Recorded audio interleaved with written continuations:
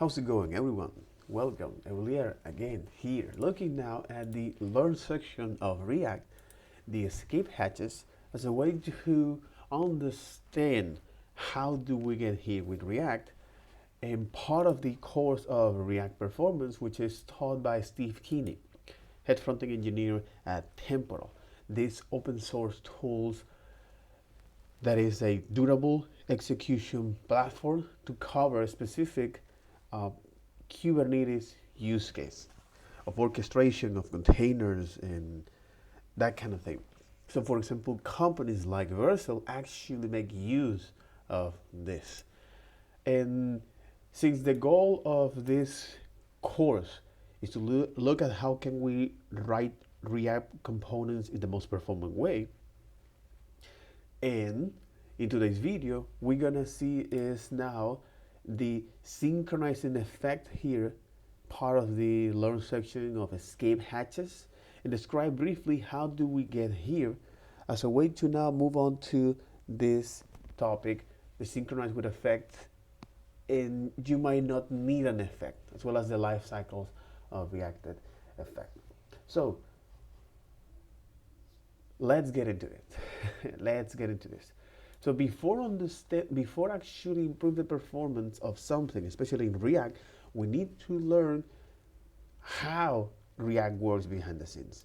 And by doing so, is that we need to take a look at the way of how React is working, thanks to the heavy lifting of people that build this self-taught guide that I think that is quite interesting and compelling.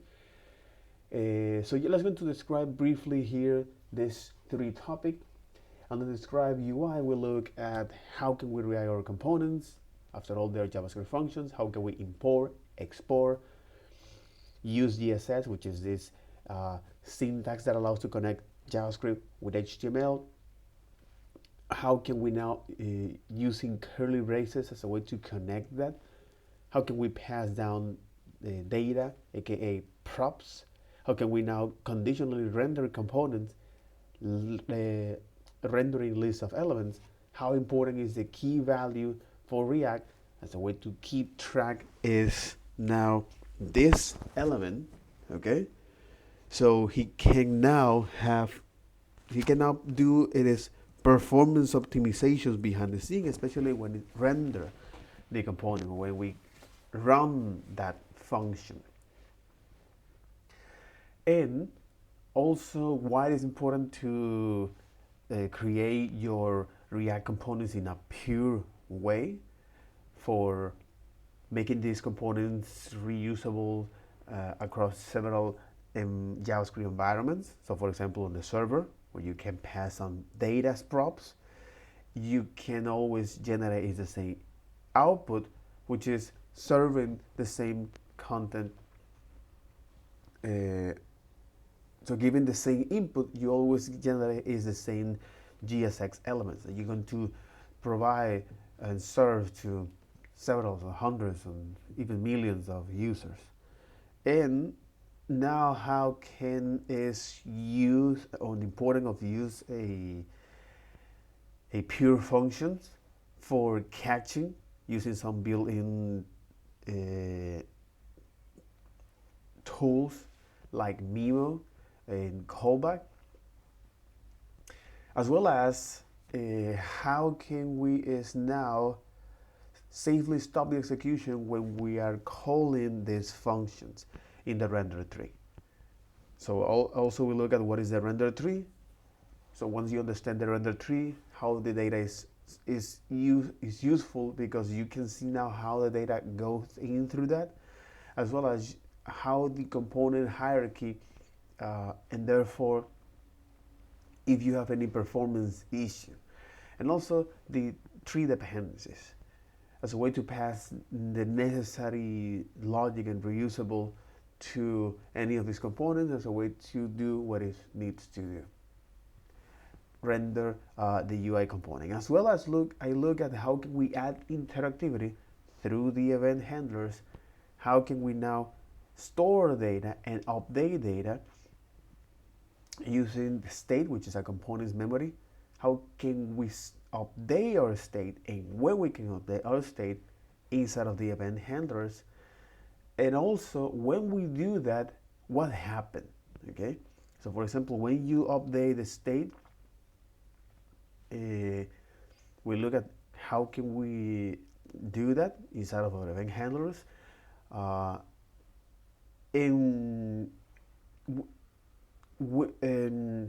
And that actually trigger is this rendering mechanism that React comes in. That React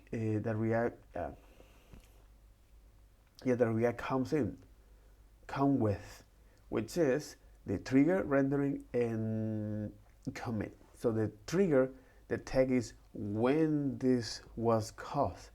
It was caused at the root component, or at the initial rendering, or it was caused by a component or any of its ancestors. So depending on when that happened, on the trigger phase, which is just analyzing or running your function, if that happened at the initial rendering, at the root element, so it's going to create all of these elements using the create element function. If this happens as a re-rendering, React will call that component that call that state update, that trigger that state updates, and compute that function, props, event handlers, states, store that information, and the output of that, which is a JSX, if that contains React components, React will call those components, and if the output of that contains more components, React will call those components in a recursive way until there is no more elements. So now once he passed through that, where he recreate at that phase is the VDOM, which is this computer science concept that allows us to represent the ideal UI and keep in memory so we can sync with the real DOM. Now, this process is known as reconciliation.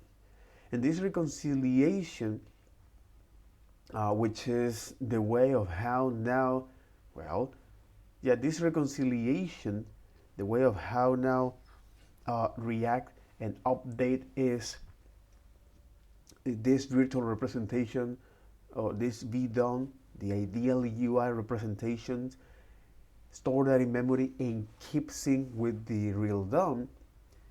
This reconciliation phase, which is applying, is the diffing algorithm, this heuristic algorithm that allows React to only apply the necessary attributes, so the necessary change for that allow you to apply the necessary change to update to match the real DOM, and therefore the browser detect those changes and update it. So the VDOM is, as I mentioned, is this computer concept that so this reconciliation is what allows us to write JavaScript, or is what allows to us describe or so the virtual DOM is what allows React to the virtual DOM is what allows to describe our UI in React in a declarative way. It means that we tell React which state we want to be the UI and sync with the real DOM. So we don't have to worry about is the event handlers or manually manipulating the DOM, which is something that happened with jQuery. All of that is handled for us. So the diffing algorithm, or this reconciliation, which is as the diffing algorithm and the VDOMs, they are part of the reconciliation process. And this actually allows us to edit or this actually is so good that allow us to, if we change an attribute, exactly. So if we change an attribute, or manipulating the DOM, or adding an event handler, React will handle that for us, so we don't have to do that manually. And that's to me quite powerful. That's to me very, very, very powerful. Totally. Especially when you understand that. Especially when you understand that. Because this approach enables this declarative API of React. In other words, you tell React what state your UI you want to be, and make sure that the DOM match that state. So this abstracts us the attribute manipulations, handling, and manual DOM updating. You know, again, this is something that is the particular way of doing that. But this virtual DOM, or this reconciliation process, what saves us is for us to manually update in the DOM, or the attributes, manually updating the DOMs, the event handlers, the attributes, which is something that we do when we are build our apps. So React abstract that, and we only have to tell React what state we want the UI to be, and match the DOM with that state. Pretty much is this. Pretty much is this. And the virtual DOM is just a concept that, rather than a specific technology, that there is something called fibers, which is an additional information about the component tree. And there's a difference between the virtual DOM and the shadow DOM. So the virtual DOM is a concept in computer programming that is implemented in some libraries in JavaScript, built on top of the web browser API. And the other is the shadow DOM, where this is a specific browser technology designed primarily for scoping variables and CSS in web components. So this thing called fibers, okay, which is the reconciliation engine in React 16 that allows this incremental rendering on the virtual DOM. It enables now is concurrent rendering prioritization, as well as the ability to abort, pause, and resume the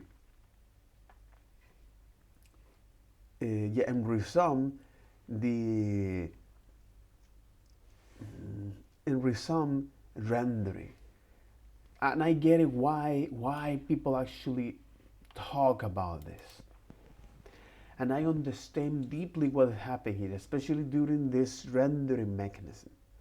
So during this rendering mechanism, okay, which is something that happened when we update the state, when we set the state update, which is something that happened with React pass-through. And I get it, but this is actually very, very powerful, okay? So we are essentially delegating all of the heavy lifting to React, and let the React actually do its job, while we can focus on building things that really matter, the UI. That's quite interesting. That's one of the powerful things, especially on this declarative approach, or instead of you having to tell the machine how you want to do the things, this imperative approach, you now tell to the machine what to do. And I think this is something that is going to move forward. So there is no stop here, because there is a lot of convenience here. The problem is that you have to know how all of these systems work behind the scenes, in theory and in practice. And if you don't, that actually can hurt you. that will bite your butt. But again, is that. So this and this is something beautiful, man. So this rendering mechanism here is now, as I mentioned, is the process that, or is the mechanism that React pass through when it detects a state update. And this state update use closure. We're not gonna dive deep too much into that, which is a way of how you can is remember things, okay?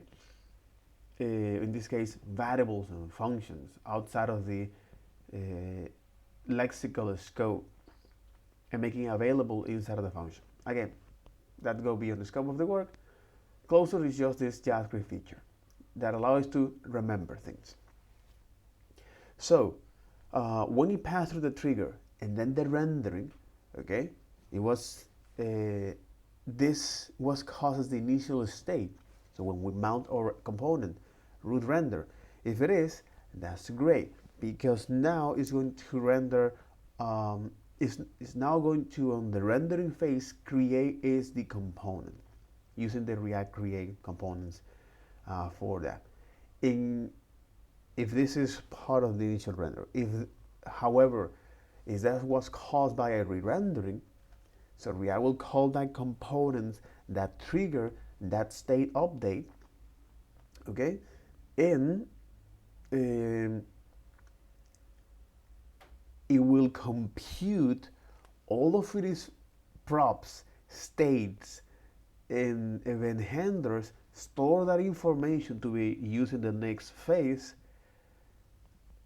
and then the output of that rendering, if that contains more React components, well, it will call that components, and if the output of that contains more components, it will call those components until there is no more component in a recursive way.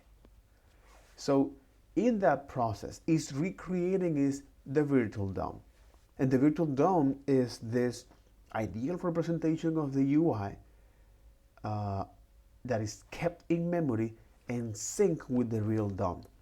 So this process is known as the reconciliation. And the virtual DOM is just a programming concept. It's not a browser technology, it's not a technology itself. And this reconciliation process that I described is what allows the declarative nature of React, where you tell React what state you want your UI to be that match the DOM, and make sure React that state match with the real DOM, or matches, and make sure React that state, that it makes sure the DOM match that state that I'm providing you. So this abstract is the attributes manipulations, event handling, manually DOM manipulations that otherwise you'll have to write as you build your application. That's something. That's tell you something here. So since the virtual DOM is more a pattern rather than a specific technology, in React world, the term virtual DOM is usually associated with React elements. And this React elements is the smallest building block of React. An element describes what you want to see on the screen. So it's called that by React elements, or what you want to see on the screen. Okay.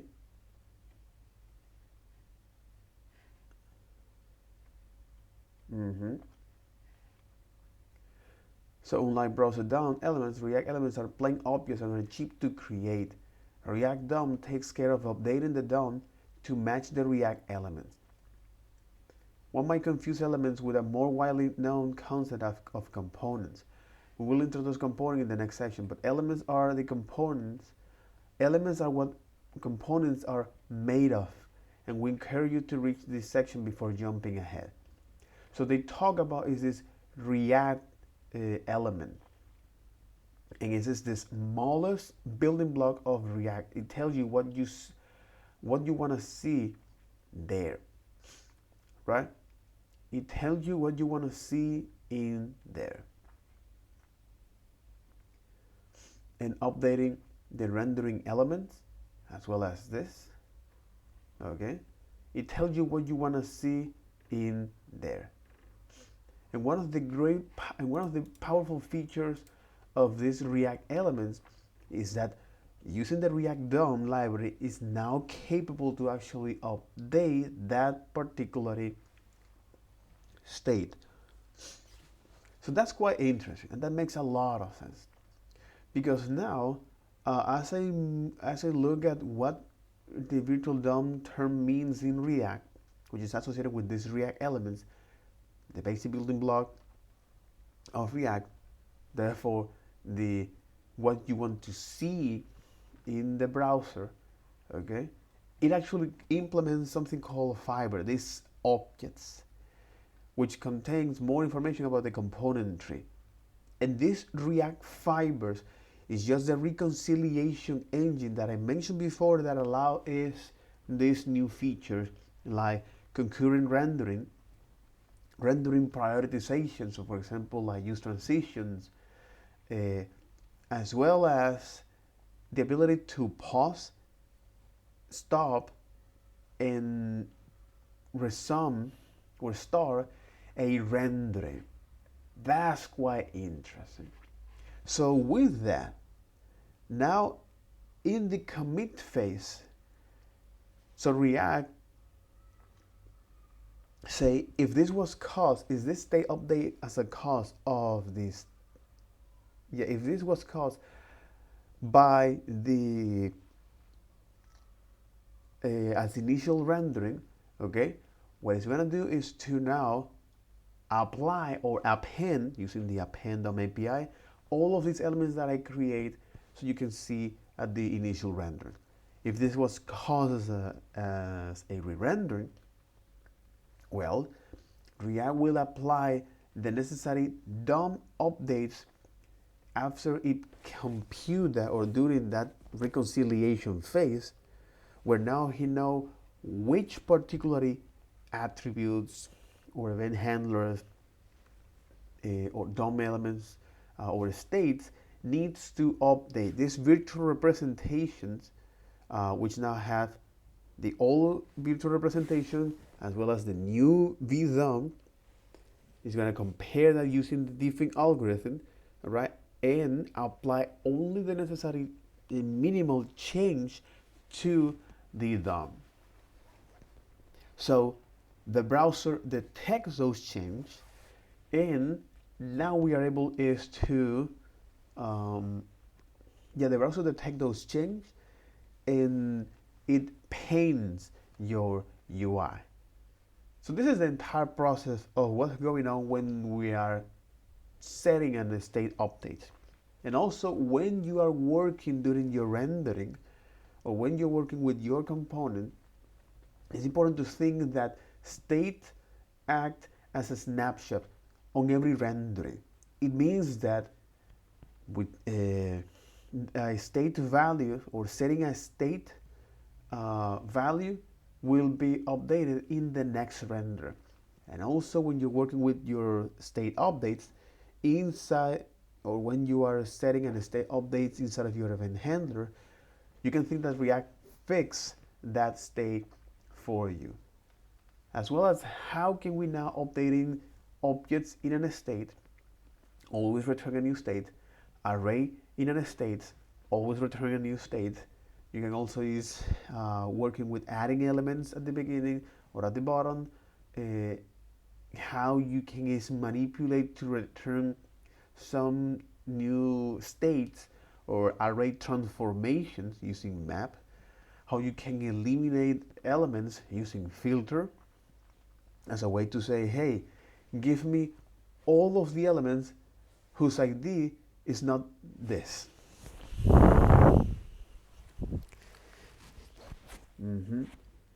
So give me all of these elements where the ID are different from this.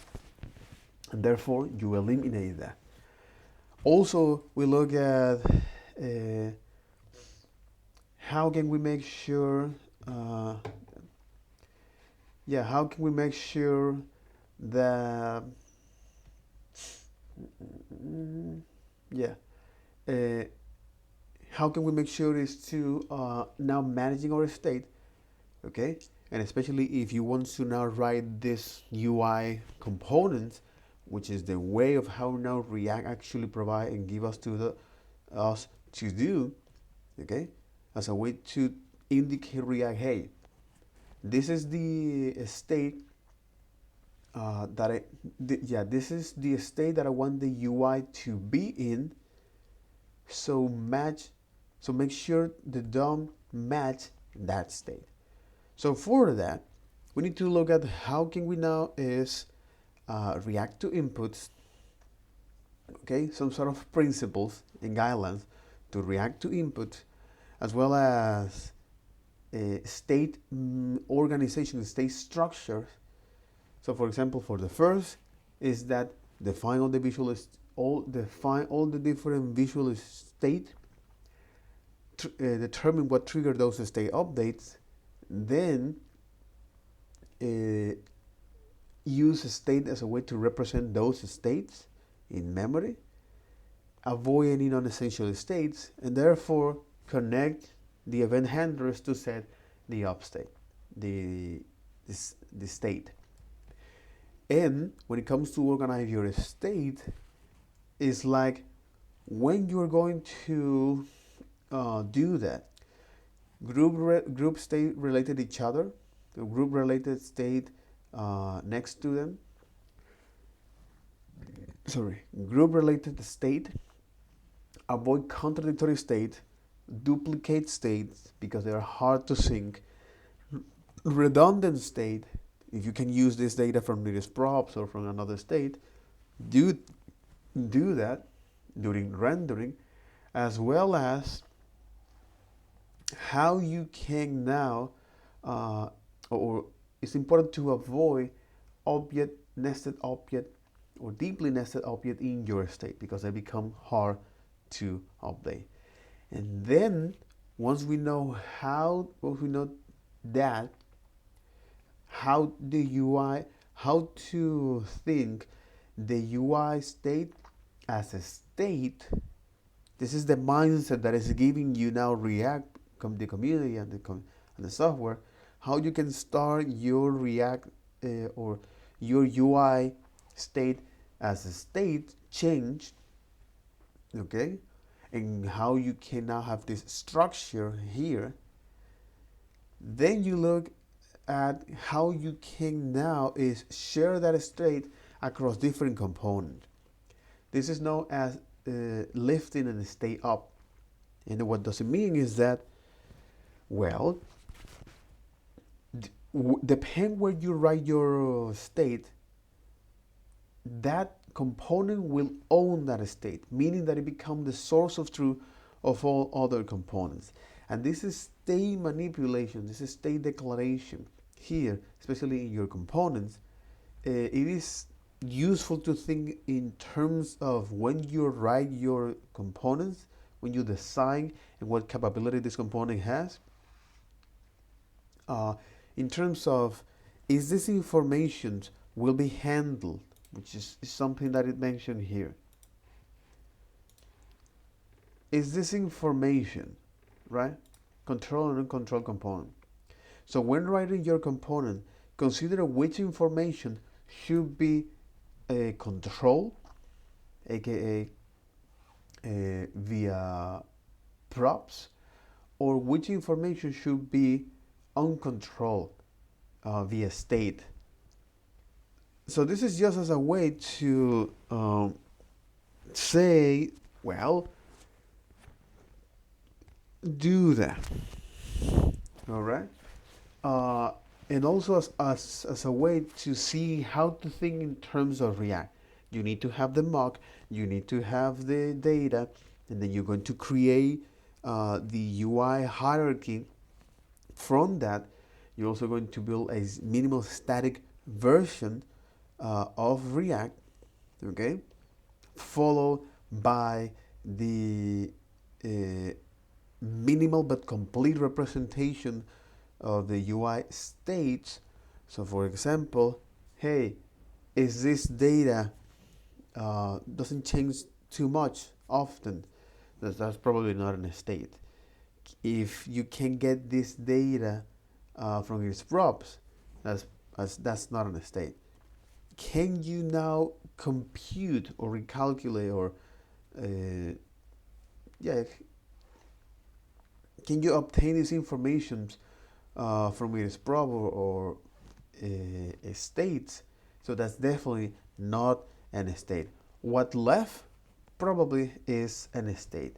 And from there, okay, and from there, which is now thinking in React, you are going to identify where this state should live.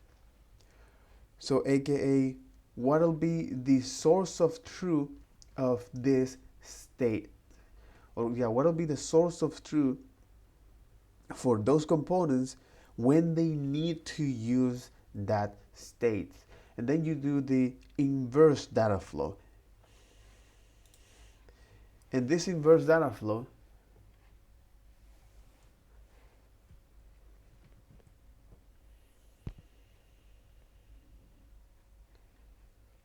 exactly. And then you need to add the inverse data flow.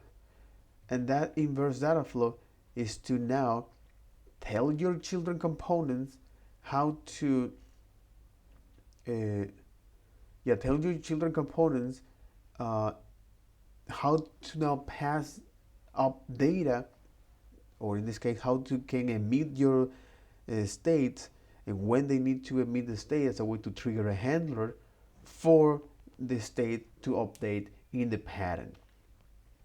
So this is something that you're gonna do a lot, but a lot. And also understand how now your component states reacts attached to.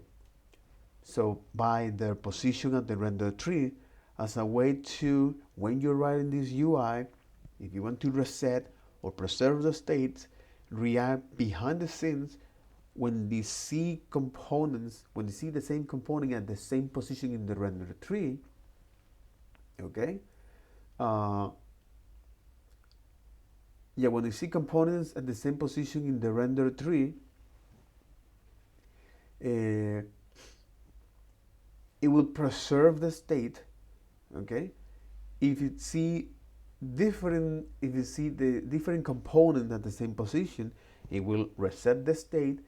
And if you for some reason wants to reset the state of the same component at the same position in the render tree, what you can do is or render that component in a different position of the render tree, or adding a key, so React can identify these unique elements as a way to actually reset that state with these new props that you're passing, if you're passing data to that. That's quite interesting as a way to now reset the state and preserve the state and that kind of thing. And when it comes now to manage your state, the more input, whether it's computer and or human, for example, computer is like responding to a or fetching data or rendering an image on the browser. A human is like typing, clicking, navigating to a URL. Navigating to a URL. So the more input that particular state needs to react, the more it makes sense to use something called reducer, because it keeps the state update logic maintainable by using a function called reducer, which is from the reduce function that I'm not going to dive deep into much. The whole idea of this reducer function is that by passing is in a collection and you have an accumulator, you're going to return is a single output of that. In other words, the idea here is that with this reducer is a function that receives that state and an action object that indicate which action you want to perform to this state to generate a new bit of actions. So React now, using the use reducer, when you pass the first parameter, the reducer function, and at the second parameter, the initial value. So now this is the way of how you can now manage is your state update logic in a maintainable way. If you want to make this state update logic consist, you can use things like IMER as a way to update your state like in a mutable syntax. I think people actually use IMER for that. That's up to you if you want or not. But so now that we look at that and how you can keep your state update logic maintainable thanks to reducers, and when you need to pass down data to different components using context as a way to solve this problem known as props drilling, and how with context you can is by creating a context and then use that context in the component, in the needed component. So using the use context hook, as well as provide that context with the value and the data.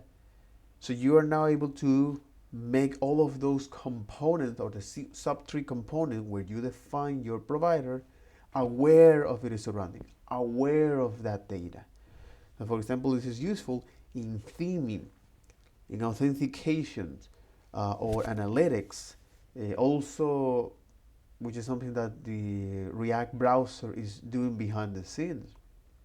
A React router, sorry, is using a context as a way to now store this information of where the URL, at which, what is the current URL that the user, what is the current user URL, and also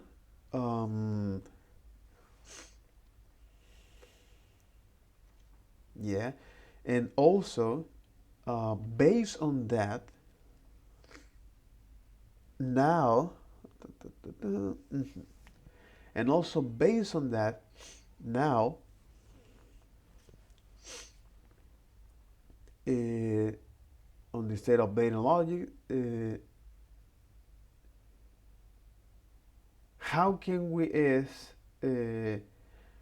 make use of reducers and context as a way to scale our application, okay? As a way to scale managing our application. Again, there is a war with context. Don't overuse context. It might be tempting to overuse that because there is a caveat with context where React will re-render all the children components that use that specific context starting from the provider. That value change.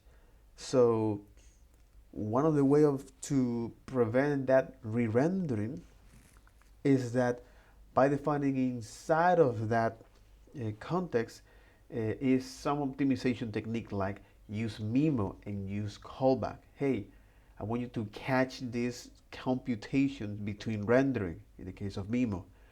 In use callback is like, hey, I want you to catch this rendering between I want you to catch this function reference between rendering, okay? So only when that function reference or the state actually changes, all right, you can now update the value of the provider and then perform that cascade effect for that. So that's also when you combine context with providers, it actually makes a lot of sense to actually have this at least small app level state data. So that's quite interesting because now it'll makes huge improvement in how you can now managing your state and scale that. If you want to use reducer with context, you create is the context for the state, the context for the dispatch, as well as the reducer function, okay, and the initial state, followed by the function that you're going to export, where you define is the use reducer. You pass the reducer function as the initial value, as well as the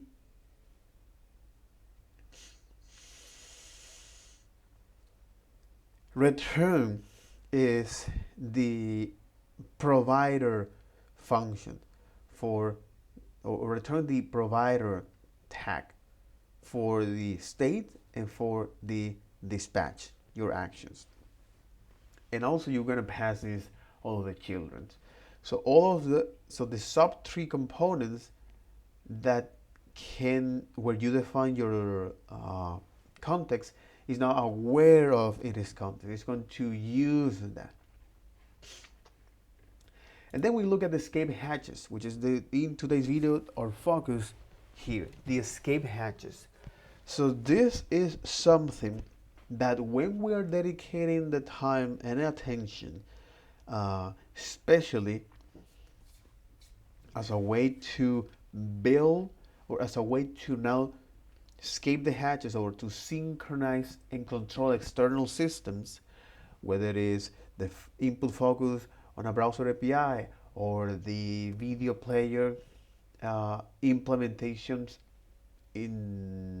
without React, for example, to play or pause that, or how you can now connect to a server and start listening to message. Okay, all of this are things that are beyond the UI. Okay, and how now React provide this nice utility or nice things utility. Yeah, this nice way of how you can actually cover those specific use case. So for example, with useRef, how to remember things between re-rendering. This is a secret pockets that allow you to use to store some data, and this is useful, for example, to store the timeout ID or a DOM reference, as well as to store any objects that is not relevant during the GSX rendering.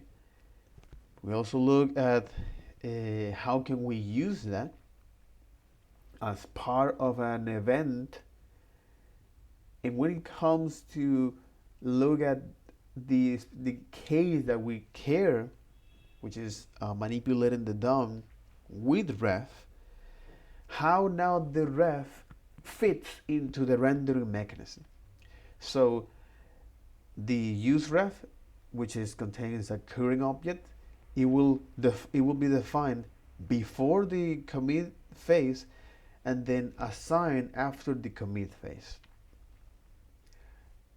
And here we look at how can we now access to, for example, our input HTML tags, as well as how you can now is to access to video DOM elements like that,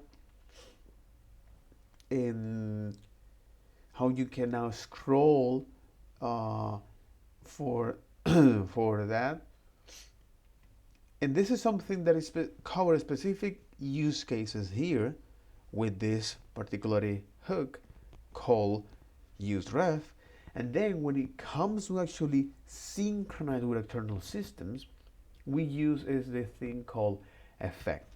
So effect is important to understand now so far how the logic in our React components is split to.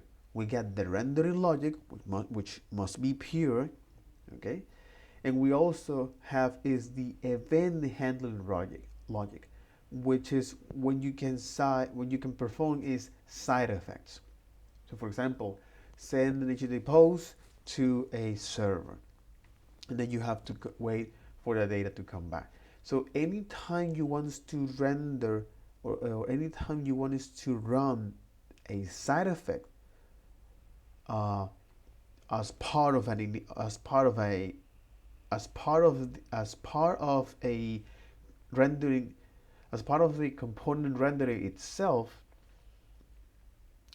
use effect is the hook that allows you to do. So anytime this component gets re-rendered and you want to perform a side effect, or you want to call this particular code, use effect is your ally. But also can be quite hard to do. And if you want to have a happy life as a React developer, 95% of them is by minimize the use effect. Okay, minimize the use of effect, because you now have to ask yourself when this effect is triggered, when this code is triggered, and does this cascade into another effect. So this was caused the most cognitive burden, but the idea here is when you're using an effect, which is this side effect code, this particular code that you want to run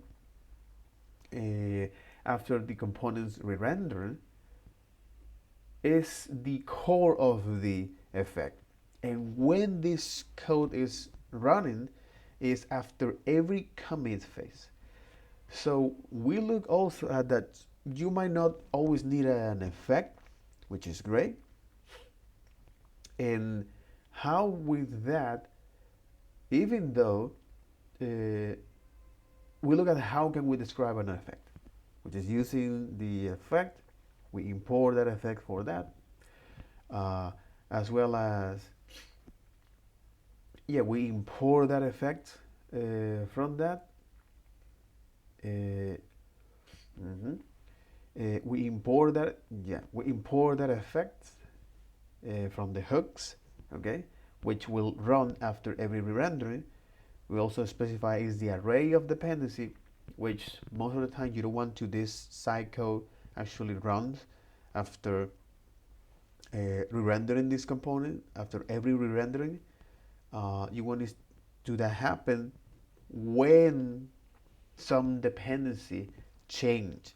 And the way how now it makes sure that this dependency change is using the object.is from JavaScript. That to me was interesting, and I'm going to use is that as a way to check the equality of this, the object.is,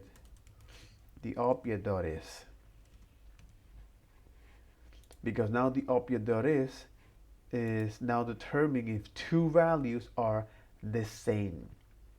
All right. So unlike the triple operator, so for example,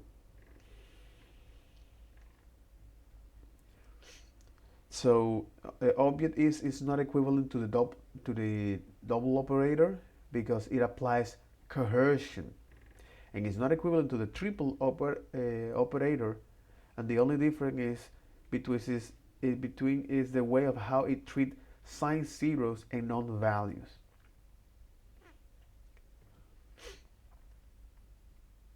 Okay, it's the way how it treats non-zeros and non-values.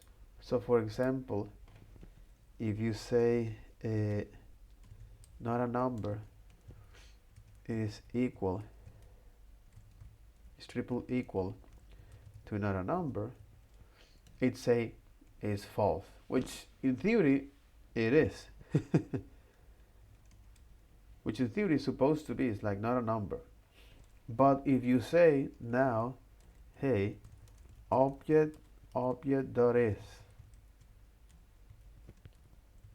between these two elements is true. It's very subtle, but the idea here is to provide more consistency as a way to determine when an object change, when is this value is different. That's quite interesting. So because of that, then we started to look at how, because you're using this effect to connect to an external system, so sometimes you need to connect and also disconnect. subscribe, and also unsubscribe. So we look at the cleanup, which is by returning this function. So the anatomy of the use effect is that you pass this a setup code or this side effect, and you have also the cleanup code, and it is array of dependencies as the second parameter. So the way how this works is that initially, and I really love this, the way how this works here, like so, is this. So React calls your setup and cleanup functions whenever it is necessary, which may happen multiple times. Okay, so React will gonna call this setup and cleanup function, okay, which is the side effect code that you're passing to, and your setup code runs when your components is adding to the page, is mounted like this, your setup code. So after every re-rendering, it means that your component is still on the DOM. After every re-rendering of your components, where the dependency have changed, so now React is first run the cleanup function with the old props and state, and then run the setup function with the new props and state. And your cleanup code runs after and your cleanup code run after and your cleanup code run one final time after your component is removed from the page, unmounted. So use effect here is now handling is you must say 3 life cycles. It is unmounted. What you want to do when I mount this component? Hey, I want you to run this side effect code, this setup code. Hey, what will happen when this component is re-rendering? Hey, I want you to now first run the cleanup function with the old states and props, and then the setup function with the new props and set when the dependency have changed. Okay, as long as the dependency has changed, and when you remove this component from the door or unmounted, I want you to now run is the cleanup code. That. So once you're able to understand this particular concept here, which to me is quite interesting to have that intrinsic nature here. So let's illustrate this sequence, for example, above. Try to write every effect as an independent process. This is also okay. Some of recommendation. Try to write every effect as an independent process, which is something that exactly. And think about single setup cleanup cycle at a time. Exactly. It shouldn't matter whether your component is mounting, updating, or mounting. When your cleanup logic correctly mirrors the setup logic, your effect is resilient. When your cleanup code correctly mirrors the setup logic, your effect is resilient to running setup and cleanup as often as needed. As an effect, if you keep your components synchronized with some external system, like a chat server. Here is an external system, means any piece of code that's not controlled by React, such as setting turbo, window out event listener, and the animation library.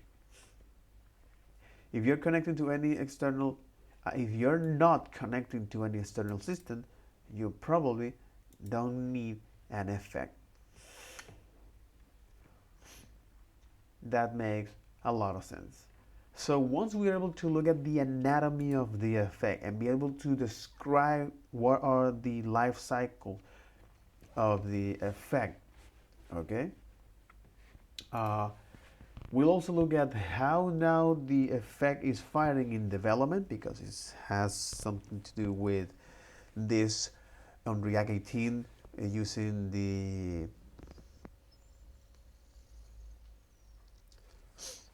on React 18 using is the strict on React 18 using the strict tag. Okay, how by doing that? Well, we are not able is to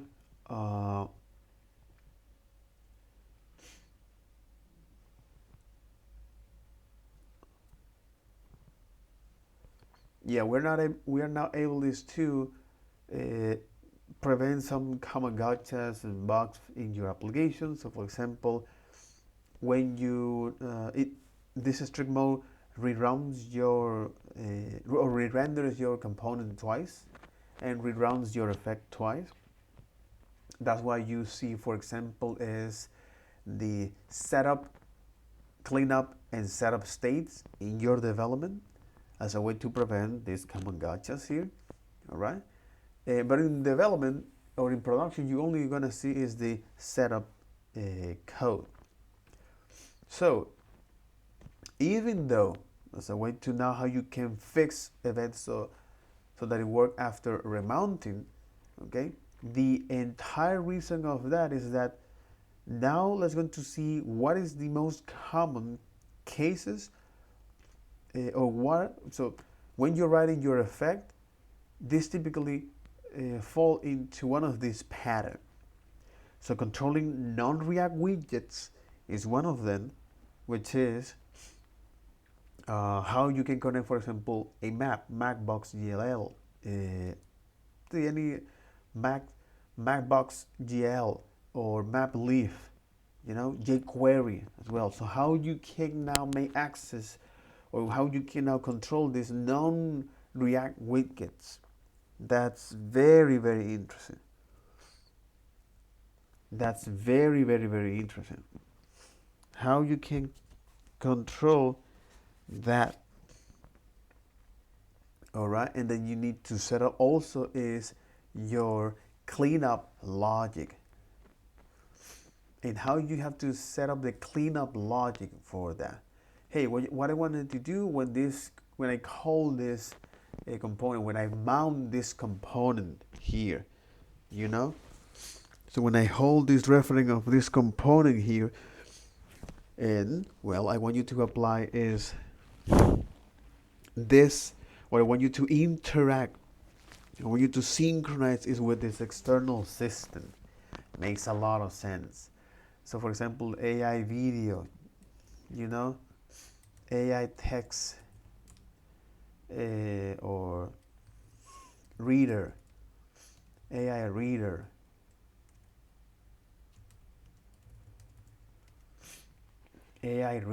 for example, free text-to-speech with realistic AI voices.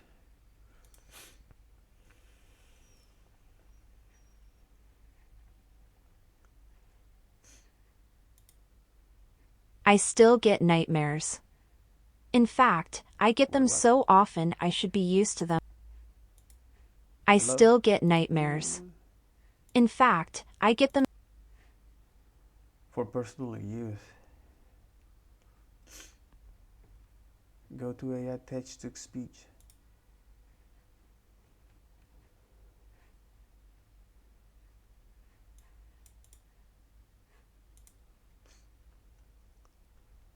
drag and drop your files, or type, paste, and edit text here. But I'm not able Natural Reader is a professional text-to-speech program that converts any...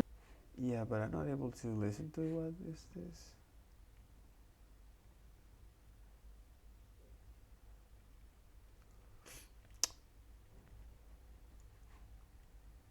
Natural Reader is a professional text-to-speech program that converts any written text into spoken words. We have both free and paid subscriptions to our applications to meet different users' needs on different budgets. Our Plus subscription includes exclusive features and the use of Plus and LLM voices, our newest and most advanced voices. Using LLM technology, you can even clone your own voice in minutes and make it speak over 100 languages. Free users can sample the premium voices for 20 minutes per day and the plus voices for 5 minutes per day. Or use any available free voices unlimitedly. You can also listen and go with our mobile app. By using the mobile camera. So this is the way of how you can actually connect to this AI reader.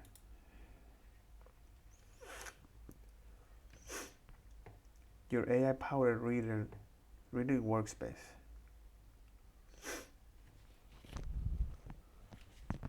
Upload a bug, ask questions, and explore answers.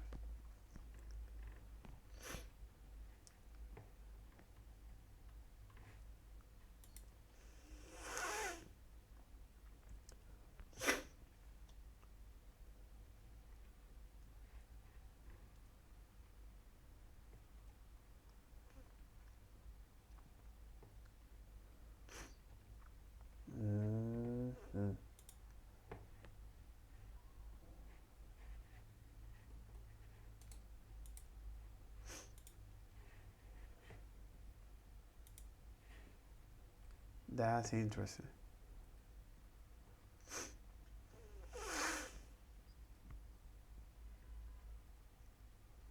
That's very, very interesting.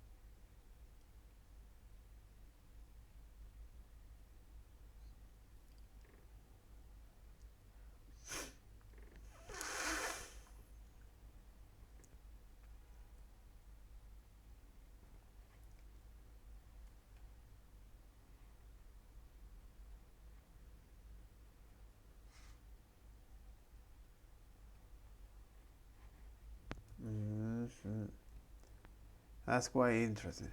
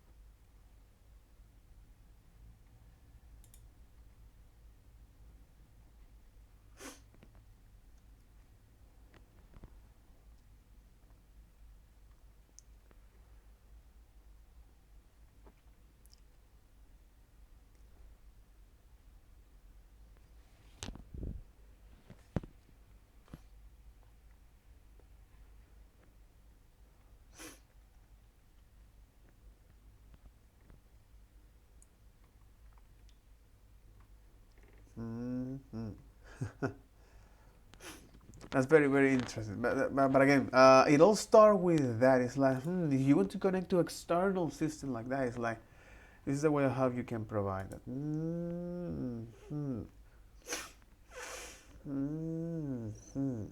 Interesting. Very, very, very, very interesting. But again, This is one of the use cases that cover with React. It's like controlling non-React widgets.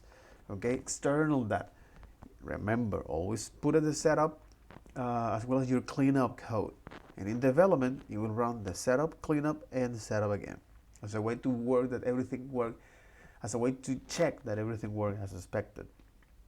Okay, and think in terms of how you make the effect work with the setup, cleanup, setup flow. So the other is subscribing to events. So for example, like window. Okay, let's say you want to listen to the scroll event as a very specific, you know, hey, I want you to now this component to subscribe to that. Okay, and when it is unmounted, do this. So this is a way of how you can synchronize with external systems. For example, the scroll, and work with something with that. The other is triggering animation in that component. I want you to synchronize with the animation API, or not only that, is to, well, trigger some of this as a way to get the reference from this. Sorry. The other is fetching data. If you're fetch something, that the cleanup function should either abort the fetch or ignore its result. This is something here that I didn't dedicate too much time, but here we are. So if you fetch something, the cleanup function should either abort the fetch or ignore the result. So this is ignore. Okay, should be abort the fetch, abort controller.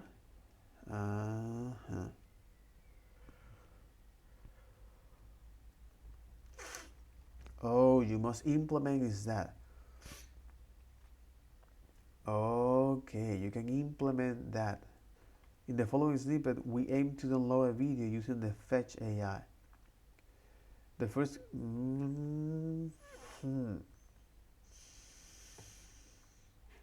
Okay. Okay.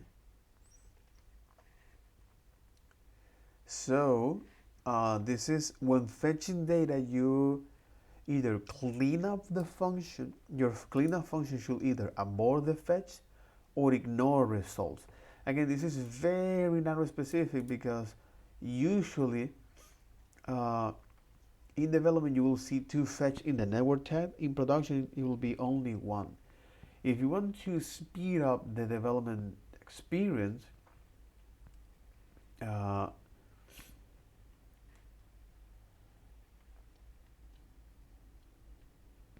as a way to deduplicate components,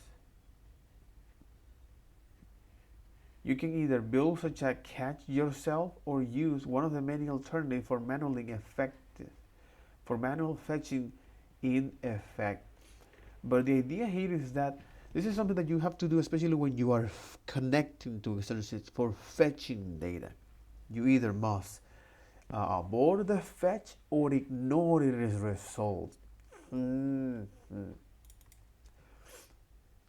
Okay. If the ignore is different, okay, you perform that. And if the ignore is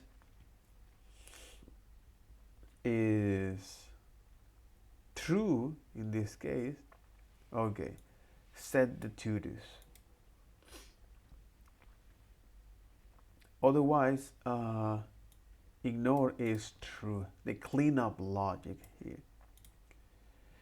So here you're defining is this ignore that initially is false, and if this is false,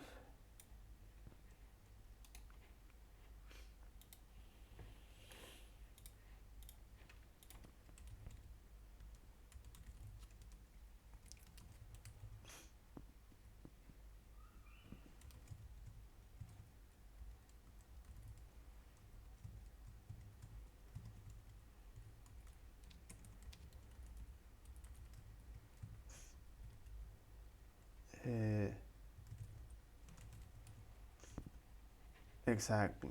So if this ignore is false, which is true, okay. So if ignore is false, okay, then do that.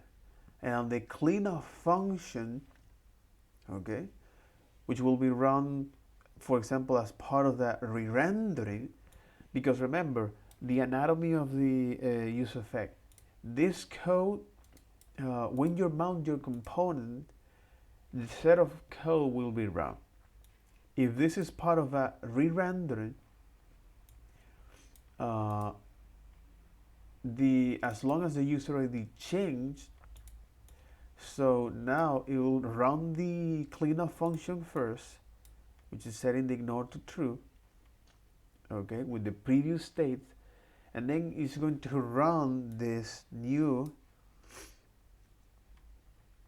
okay, and then it's going to now run this new code here, okay, and then it's now to run is this new code here, or this setup code here. So because now we get is the ignore, okay, with the previous state.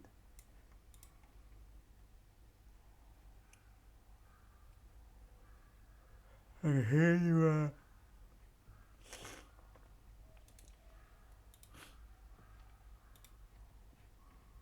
Exactly, and it doesn't allow you to redefine.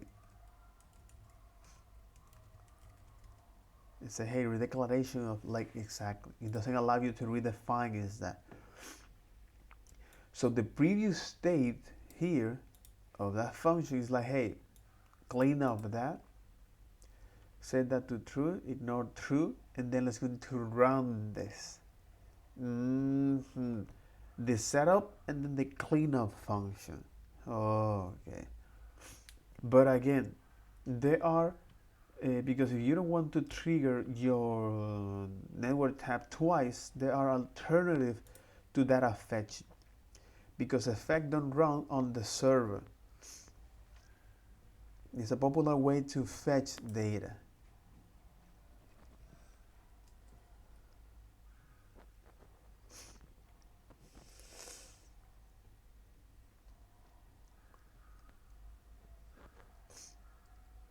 When the component mount, exactly.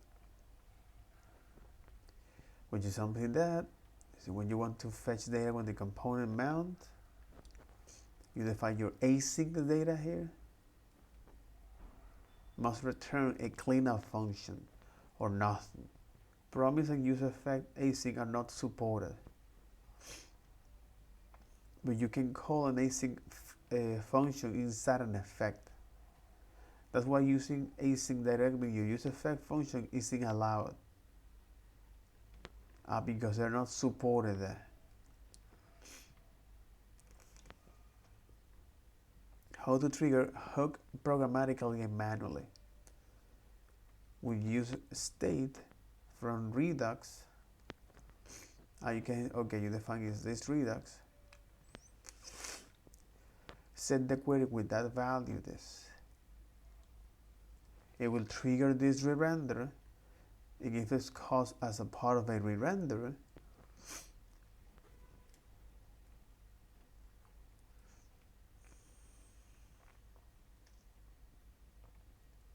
exactly, part of the query, when the query data change, by comparing that,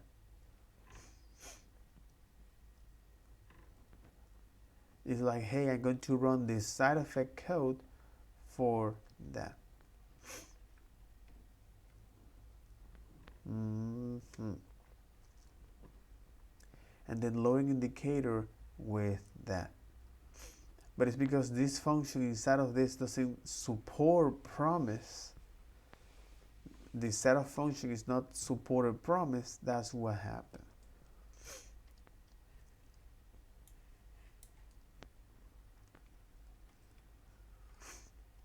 That's one of the reasons why handling this kind of logic is way much more convenient to use. Yeah, it's way much more convenient to use. It's not only this, all right, where you say, hey, this is the use effect.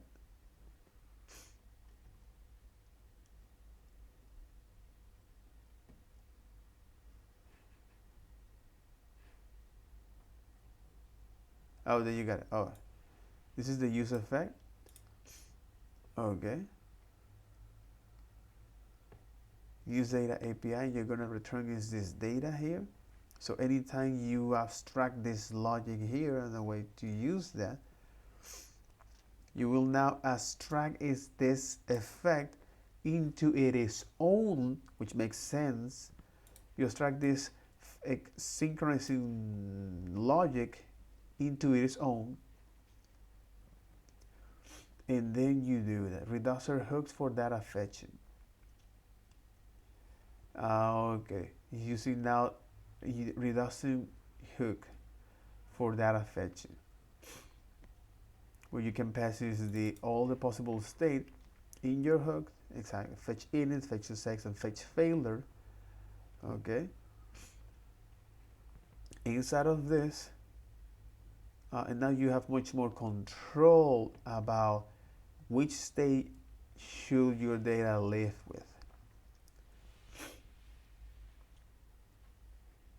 And then you pass the payload result.data, and there you got it. Again, this is the very manual process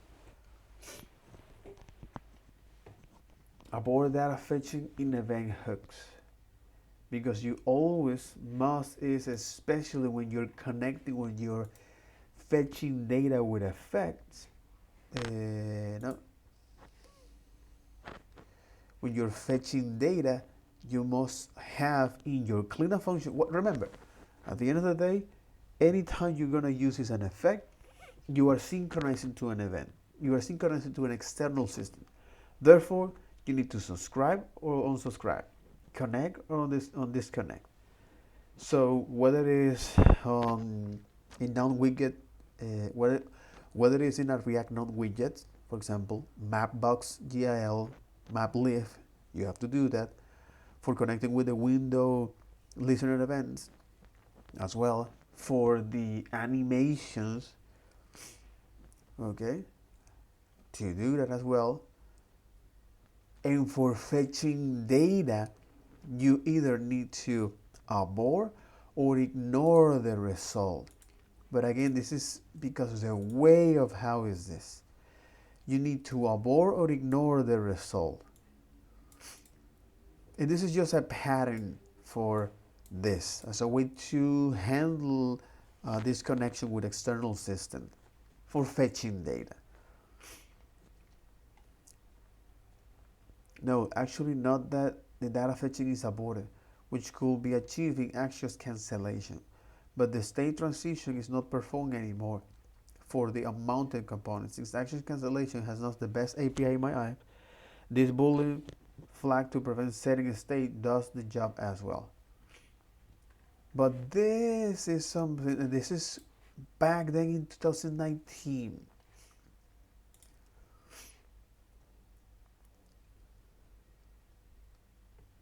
Back then in 2019 there.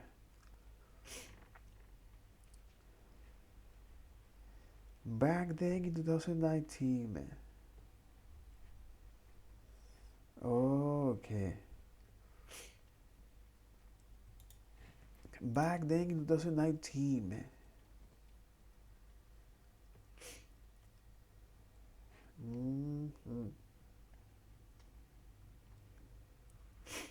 Next.js 15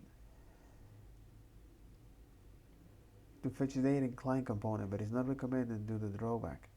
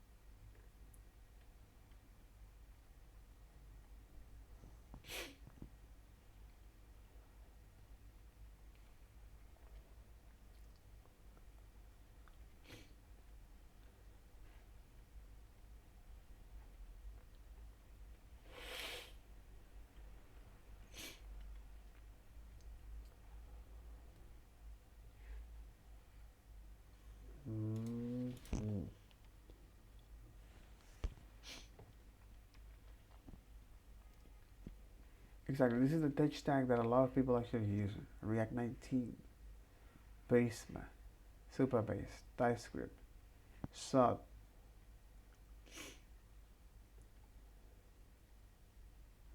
Vercel, Tailwind.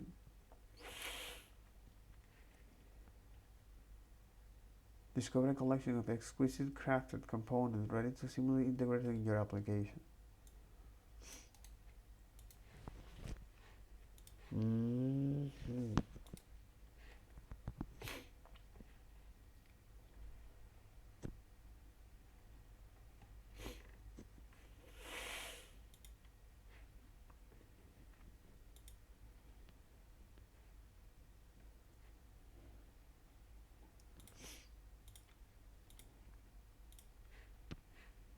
Who is back in this?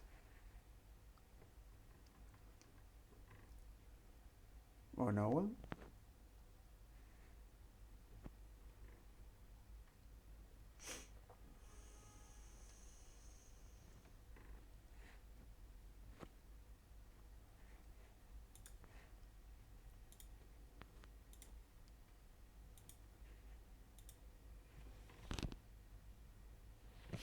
Mm-hmm.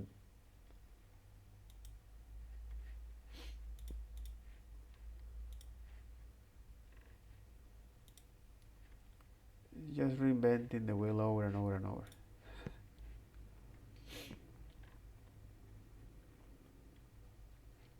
Tab list, tab content. And they're going to switch between the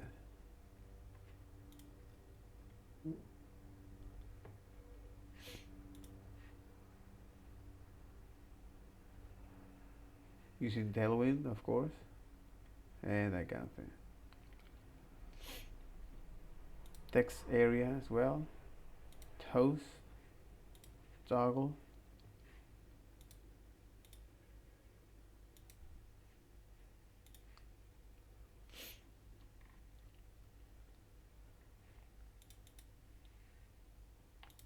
And toggle group.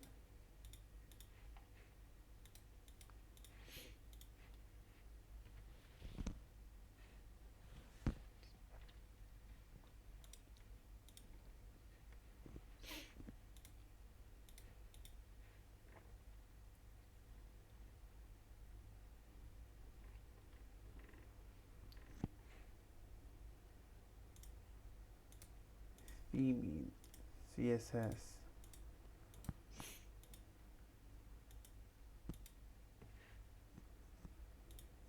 calendar. Yeah, but there already is a robust solution that provides this. For example, Mu React. It's like this, man.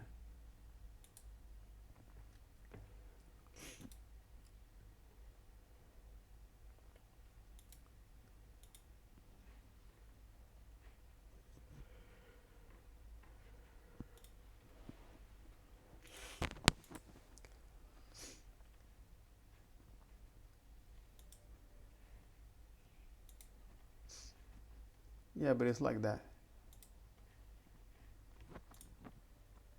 They already provide you a lot of this. They already provide you a lot of this.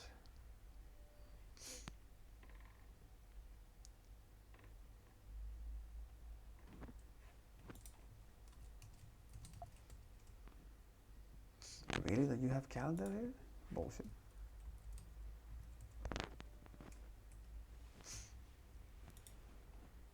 Exactly. Calendars. Exactly. You know, it's like they already provide you this kind of thing. It's like for companies, it is better to use this thing. It's like totally. For companies, it is better to use this. They won't change the nature. It's like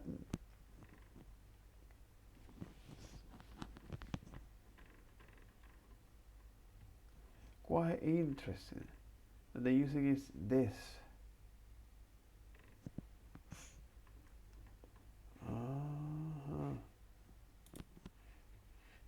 But this contains much more. stars. Okay.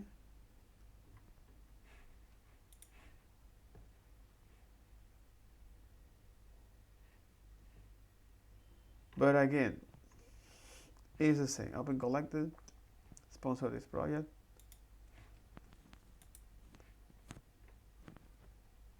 There's not even a sponsor that. It's the community that is built on top of that, which is quite interesting.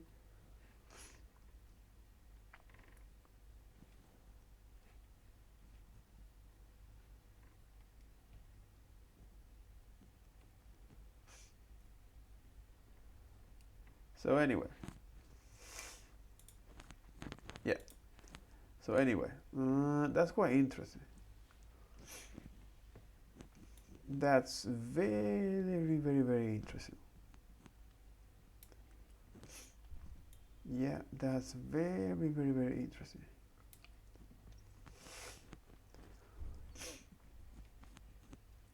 Very, very, very interesting.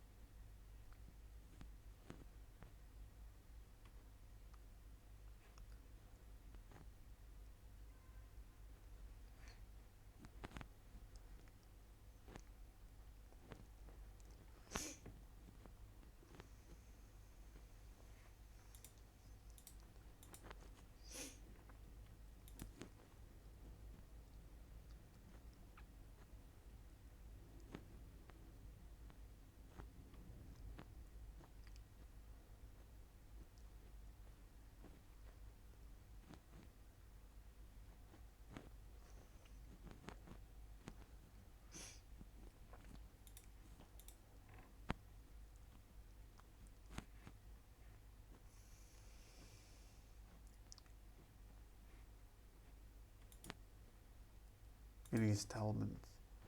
Will be there purchasing power parity.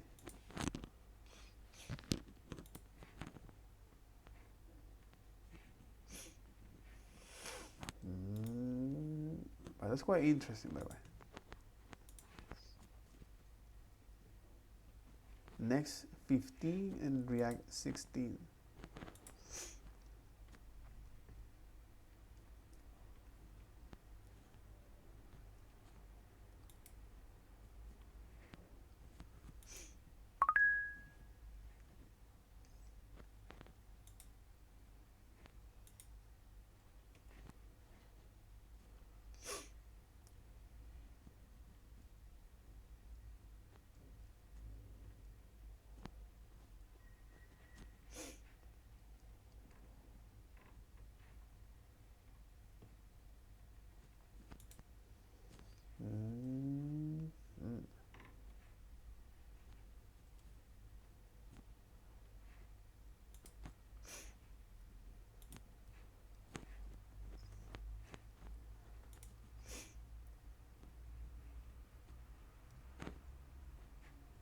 Anyway, but again, it's exactly, you need to master those concepts.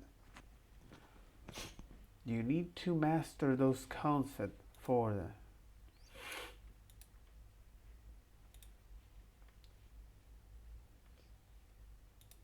You need to master those concepts for you. But you need to master those concepts. Absolutely.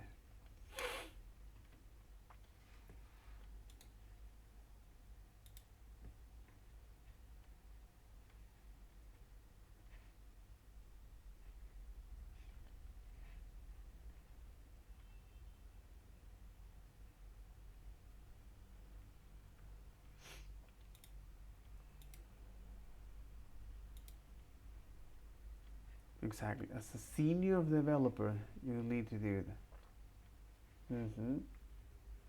React concepts and knowing how to create scalable applications that address real-world needs.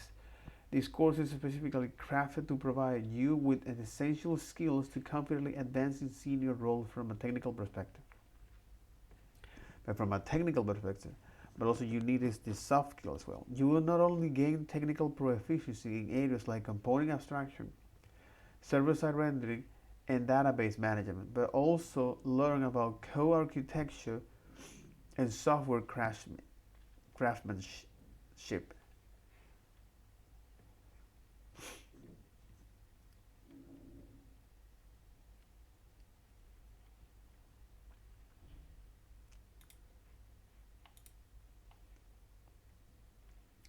To have a strong understanding of software development principles combined with an entrepreneurial mindset.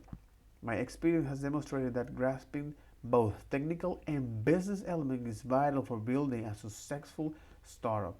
This course is designed to provide you with technical expertise needed to create innovation solutions. Throughout the course, you will learn how to transform your idea into functional application using React and Next. By establishing a solid foundation in technical skills, you will be better equipped to launch successful projects and tackle the challenges that come with being a founder in tech founder.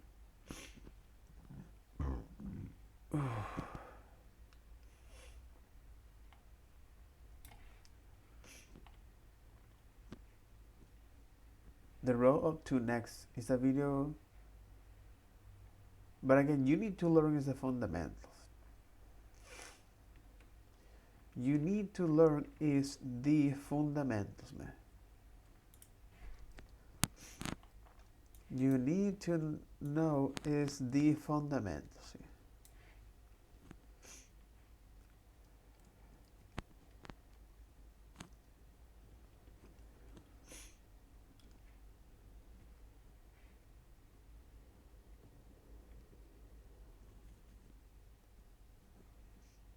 You need to master is the fundamentals, my friend.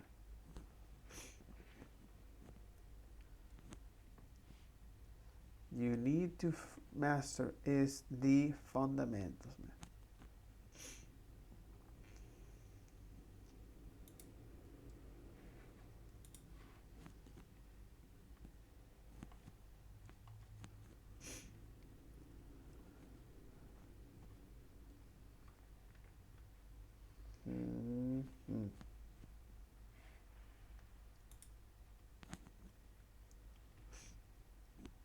Glow campaign. Okay. And it is only in Dutch.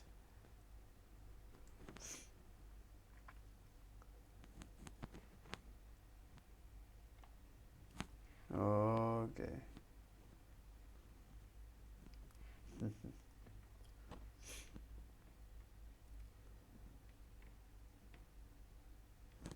All right. So that's why interesting.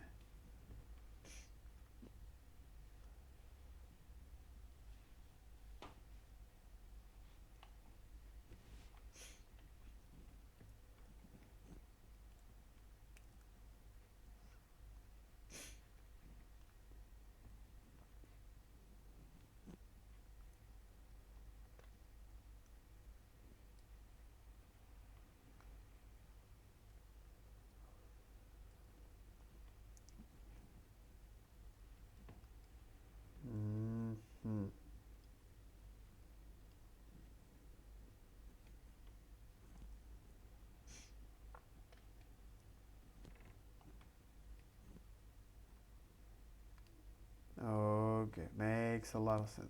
Okay. So far, so good. No, you're so good. Okay.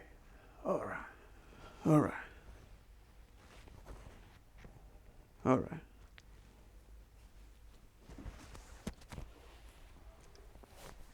Okay. So that's what happened here with fetching with effects. Fetching with effects.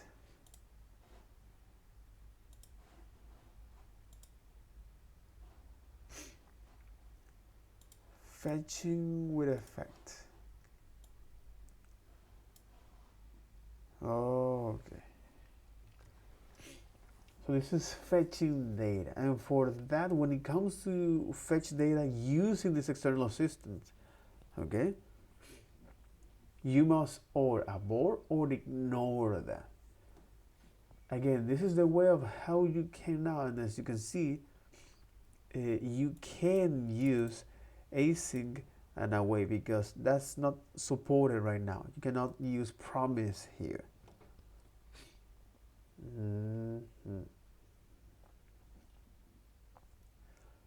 But the whole point of this is to ignore or abort that. It's like, hey, the previous state, hey, I don't want you to do that. And what are good alternatives to data fetching in effects? Writing fetch call inside effects in a popular way to fetch data. And they even link to that. Which to me was like, what? Can you do that?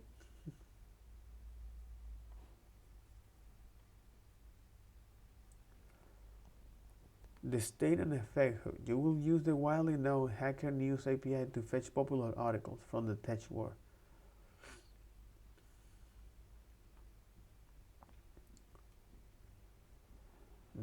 And they even put this from that, especially in fully client-side apps.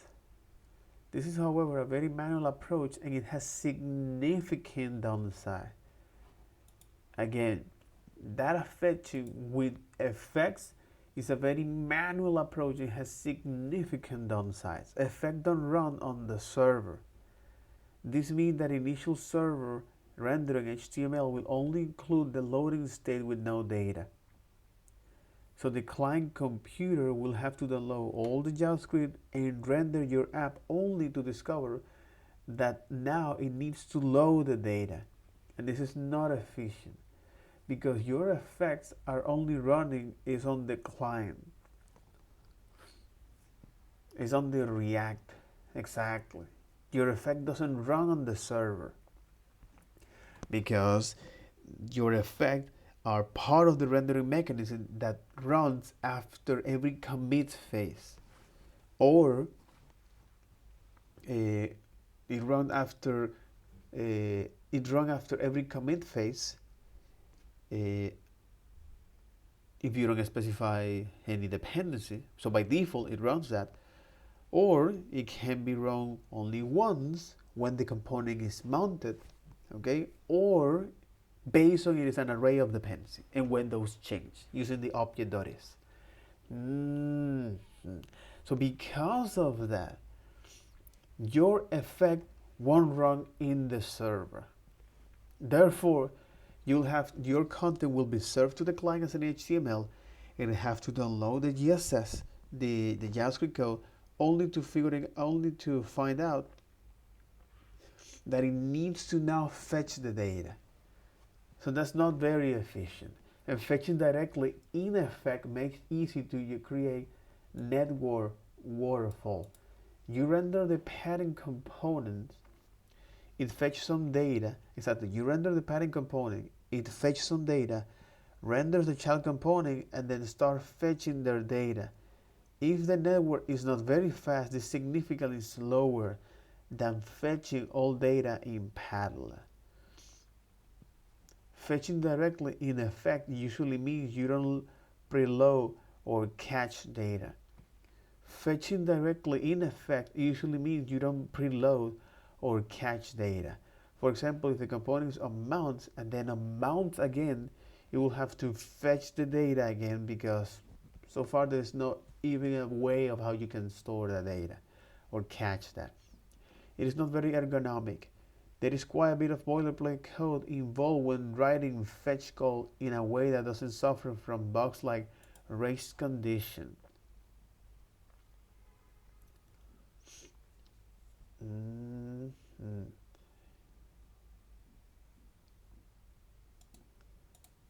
So again, it is interesting. Again, it is important to actually write this kind of application here. Okay.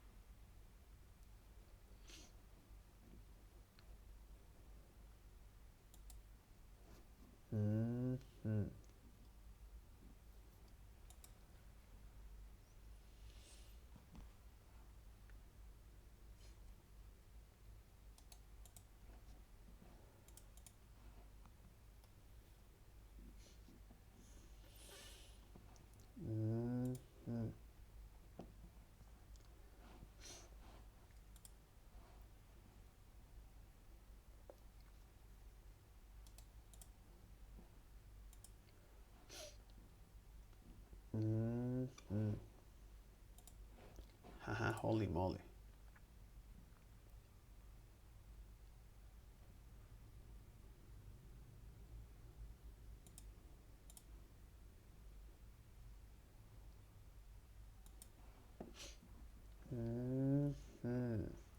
Interesting.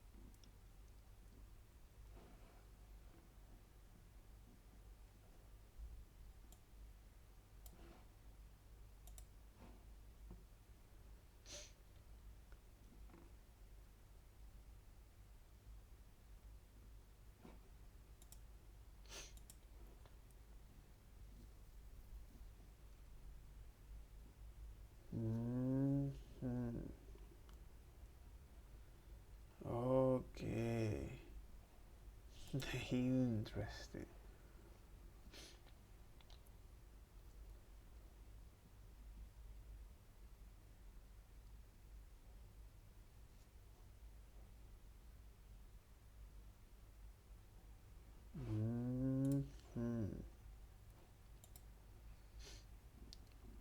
Exactly. He didn't update that.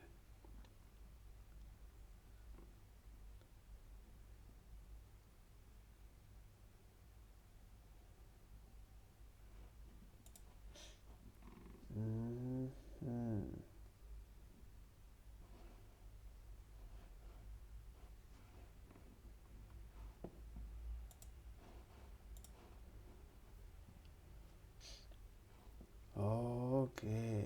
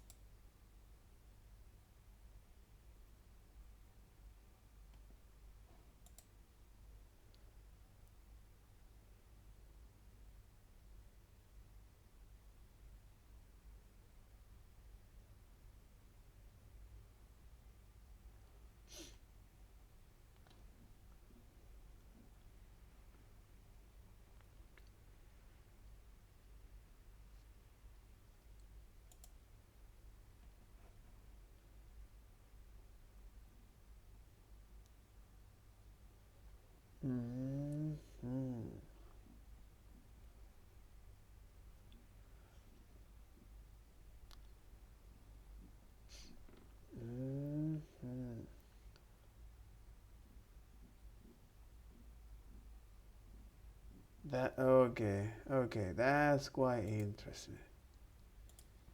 That's quite interesting, man. That's quite interesting.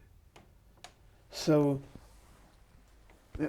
again, I stop and I dedicate time here to look at how you can fetch data using effects. Again, and this is something that you can learn from that, blah, blah, blah, blah, blah, blah, no problem. As a way to see, hey, um, you need to is or abort or ignore it is result, but this leads you is to a very manual process of doing that. So, and not only that, that your effect won't run in your server, so fetching directly in effect make it easy to network waterfall. So the pattern, so you render the pattern component, it fetches some data, render the child component, and then start fetching their own data, and that kind of thing. You have this waterfall, and also is not preload or catch that data, meaning that if the component is unmounted and mounted again, it needs to actually fetch that data again. Totally, totally, totally. And it's not very ergonomic. That's why this list of those items is not specific to React. It applies to fetching data on mount with any library. Like with routing, data fetching is not a trivial to do well. Like routing, data fetching is not trivial to do well. So we recommend the following approach. So you use a framework like Next or Remix, okay? So exactly, Remix is maintained by Shopify. Next.js is maintained by Vercel.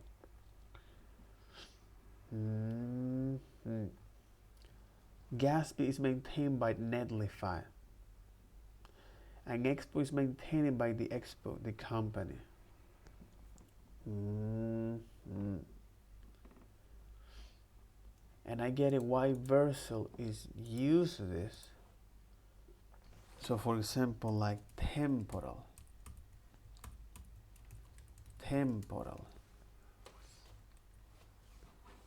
Temporal.io.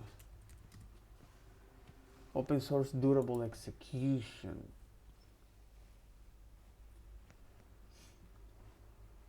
But it's open source durable execution.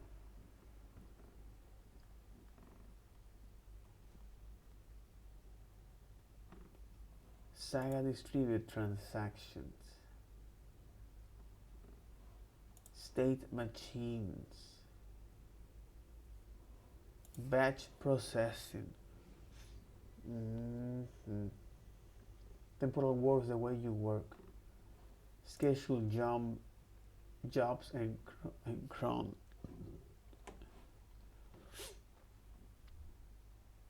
Temporal work the way you work in your language. Replay that. But it's interesting because now event-driven architecture without temporal.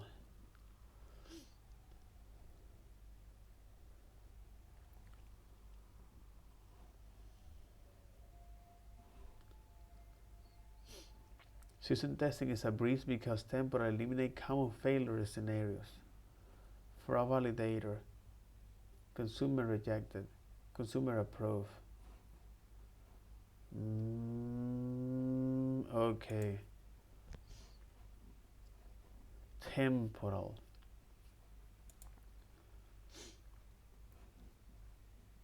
Durable execution system that strive the complexity of building a scalable, reliable system as well.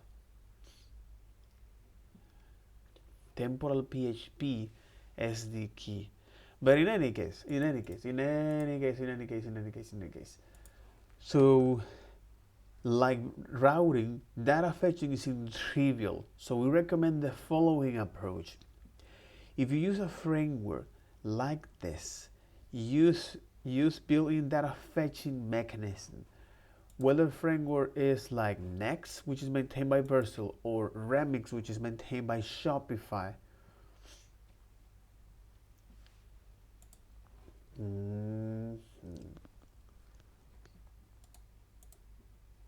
Which is maintained by Shopify. You can deploy Remix apps to any Node.js or serverless hosting by using or writing an adapter. So Next.js is maintained by Vercel, and you can deploy Next.js to any Node.js or serverless hosting onto your own server. Next.js is also support static export, which doesn't require a server. That's one of the things that I love of this. Then you got Gatsby, and then you have Expo. And why a lot of these companies have now thrown their money and attention to this one.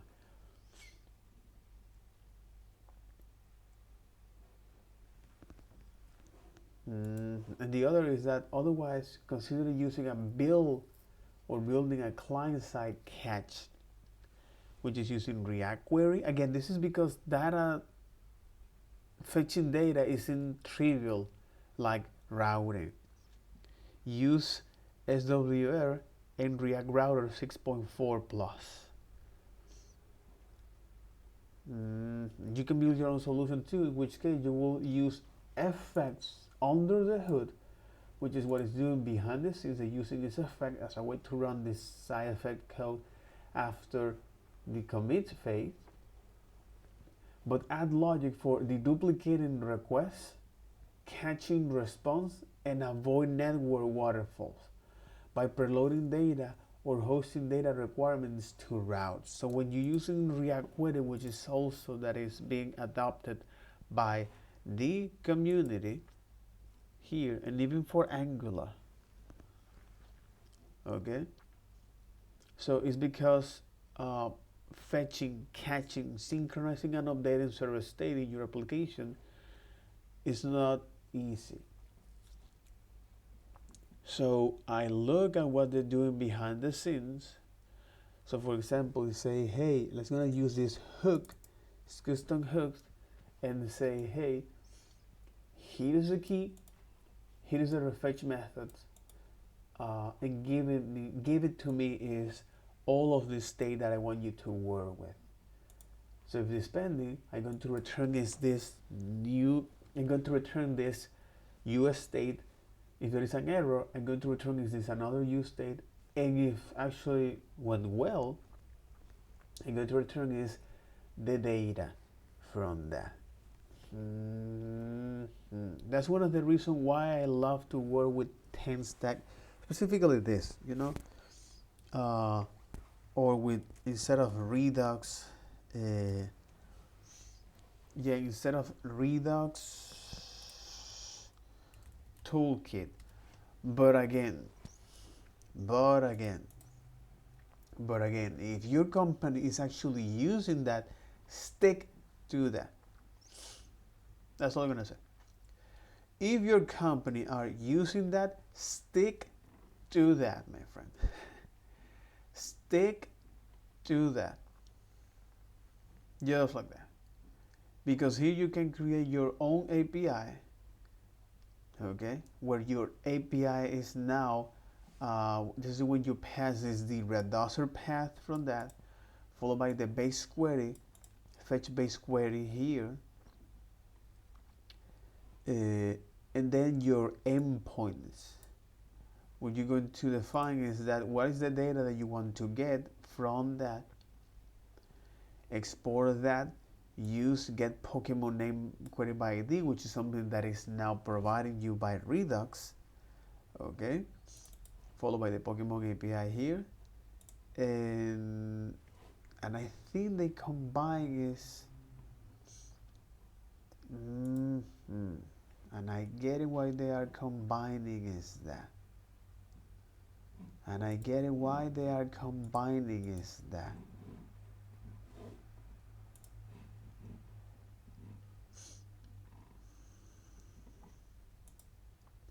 And I get it why they are combining is that. Exactly. Use query, use query, and use query. Yep. Store and utils. And they're using a sots here for that, as well as this.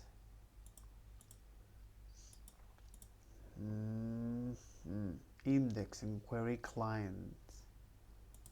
We have the store here like this.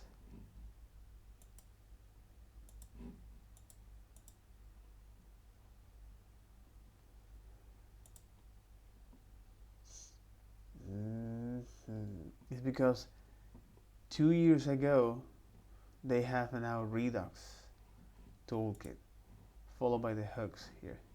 Exactly.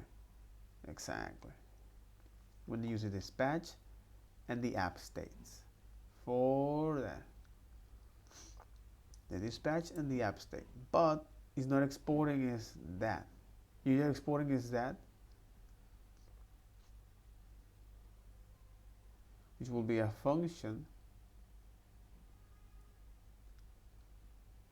where you say, hey, the app dispatch will be this, and the type you select will be like that, followed by the actions and the getters here. But how this actually won't make any sense, and instead of using Redux, they end up using is, I get it. Yeah.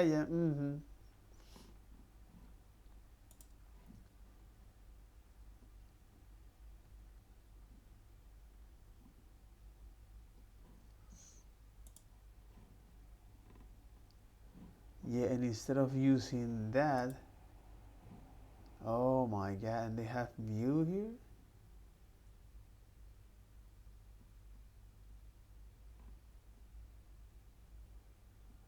Oh, I get it. That's one of the reasons. No, man. That's one of the reasons. No, we stick to this, and then you got it. No, it's not better alternative. No. We stick to this.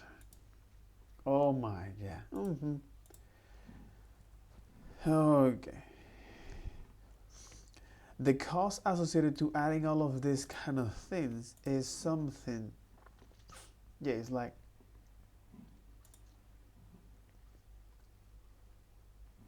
the cost associated to adding all of this complexity to that is like you stick to that, followed by the community, use things that already have time to be used, especially in company context, and that's all. No, my friend, it's like hell no. It's like hell, oh hell no. Align to the market, man. Align to the market. This is filter and that kind of thing. This is part of the context. In your components here, for example, dialog. You return just a GSX element.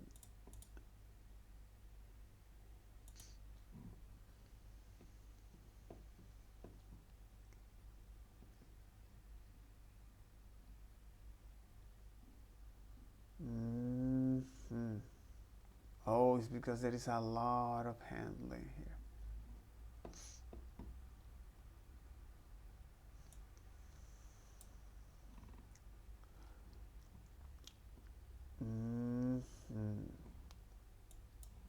And there is a lot of handling here that is updating its multiple state here. Ooh. Set options menu, set copy and confirm. And I get it.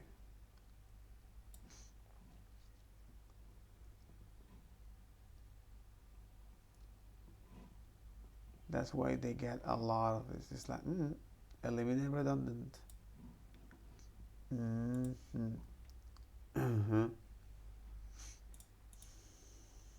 Company's form.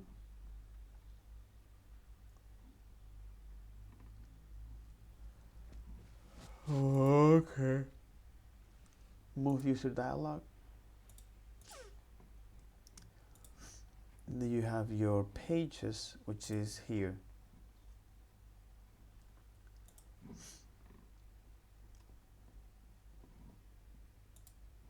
And at the logging,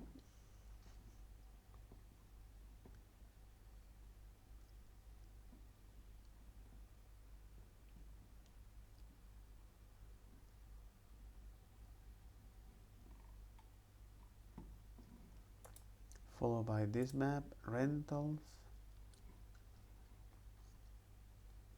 Hey, I want you to compute, okay. And I want you to now call this.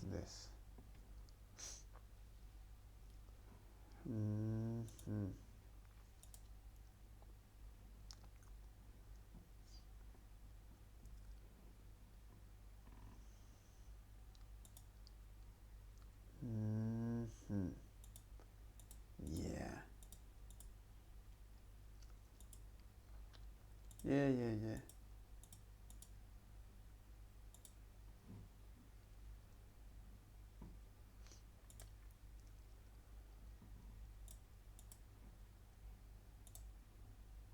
Exactly. And each of one of those pages is when they're going to actually is called that. Or each one of those pages is when they actually call that.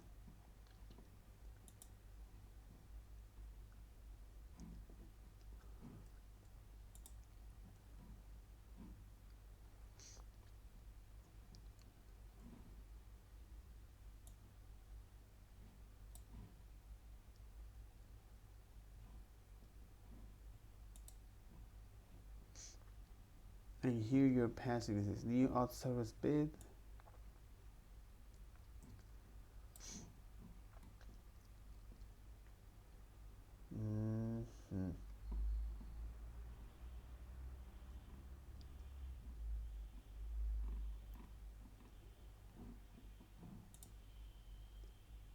Michael Shore, man. Okay. Knox type.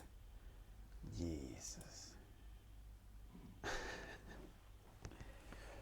Your emotions cloud your vision, man.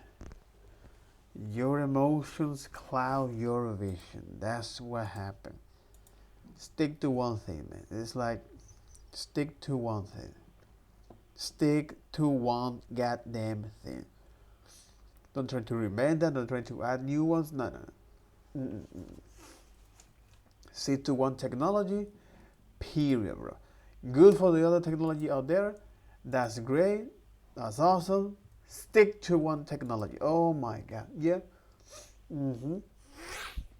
Oh, hell yeah. Stick to one technology, man.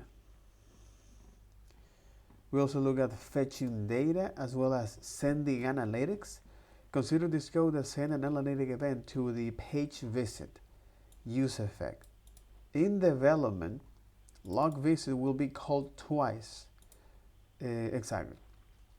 So you might be tempted to try to fix that. We recommend keep this code as it is. Like with early examples, there is no user visual behavior different between running it once and running it twice.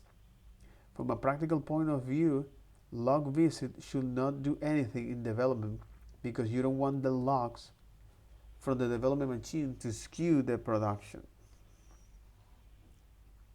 metrics. Your components remount every time you say it is filed. So it is extra logged visit in development anyway. In production, there will be no duplicated visit logs.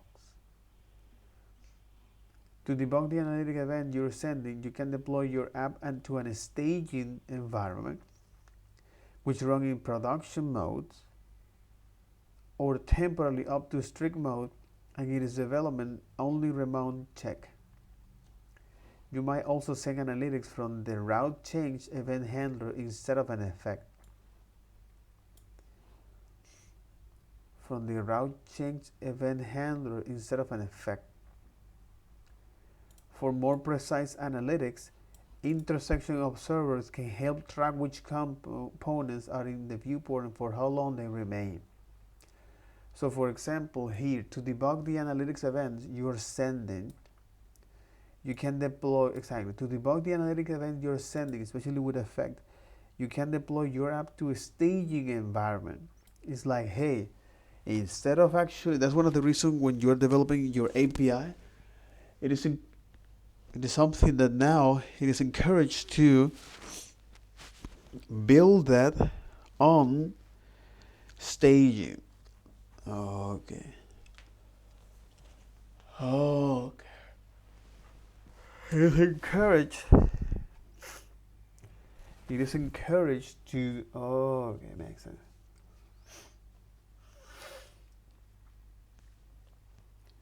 It is encouraged. It is now the practice of the API designer to run your app in different. So make your app environment driven.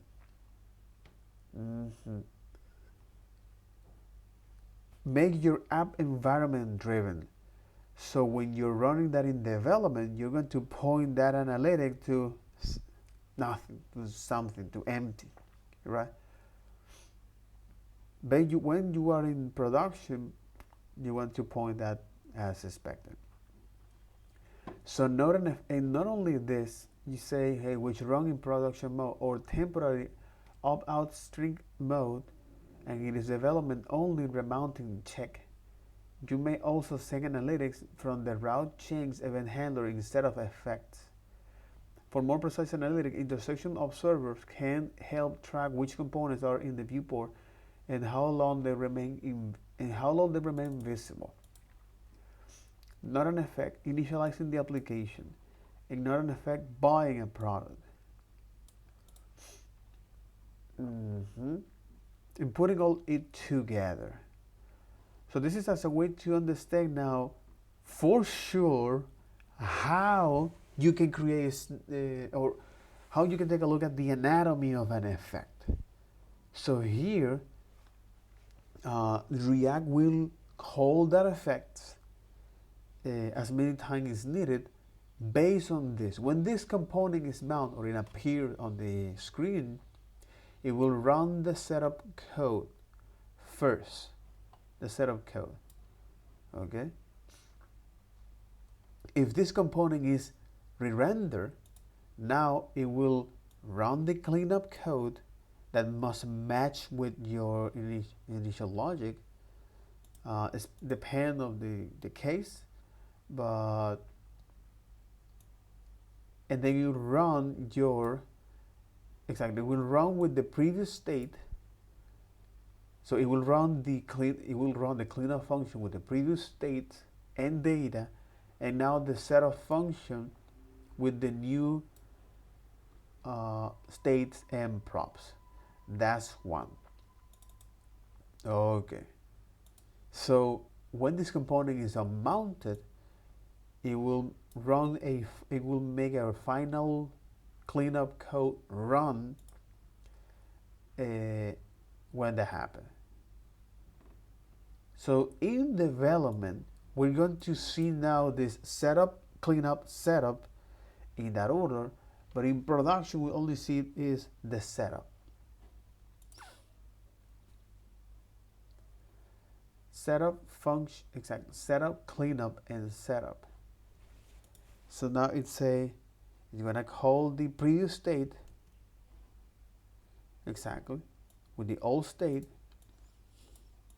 and with what you're gonna call is the cleanup code with the previous state, the setup code with the new state, and then whatever logic you define there.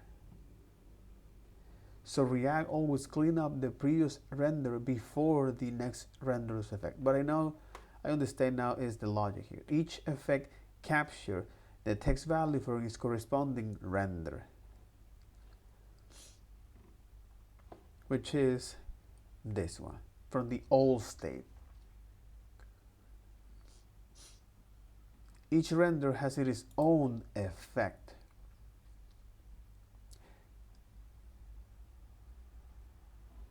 And by mean its own effect is to describe what will happen here. Is to describe what will happen here. Development only behavior is described is that each render has its own effect. So in the initial render, it will behave like as I mentioned before. Okay. On every re-rendering, it will behave by, so on the initial render, it will behave by running the setup code, okay? And on every re-render, it will run the setup, it will run the cleanup code with the old state and previous data, and then the setup code with the new state and previous data, as long as the dependency change, okay? If the dependency are the same, React ignore the effect from that. So it won't run that. It never gets called. And how does it know that this different happens? Thanks to the object.s for that. And then when this component, exactly, we render with the same dependencies, we render with different dependency when that change, now it will actually run the cleanup code with the old state and previous data, and then the setup code with the new state on the current data. And then we're gonna, when the component is unmounted or removed from the page, it will call the cleanup function, and that's it. Choose a field mount, focus a field conditional.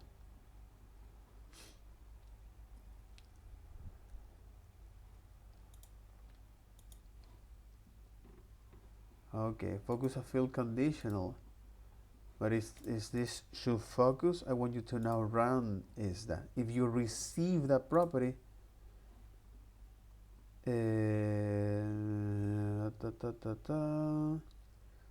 because you're connecting to, exactly, because you're connecting after all with the external system. Initially you will say this, all right, and then the cleanup function, this will be the setup code, and then you clean up enough. Okay.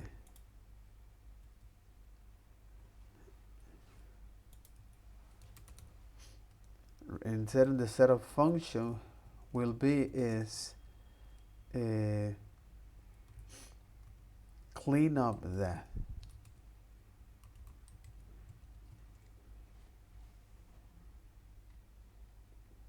But in this case, because we are on the initial render,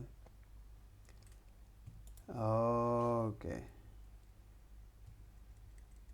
No, in fact, it's like this. You say is exactly show focus. You should focus is true.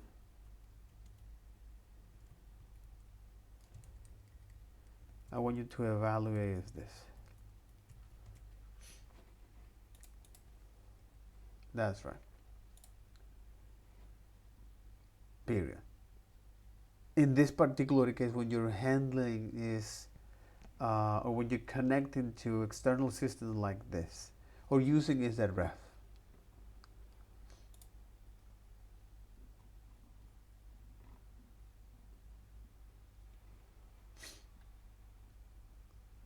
So it'll mount that, and it will enable and it will run that code from that.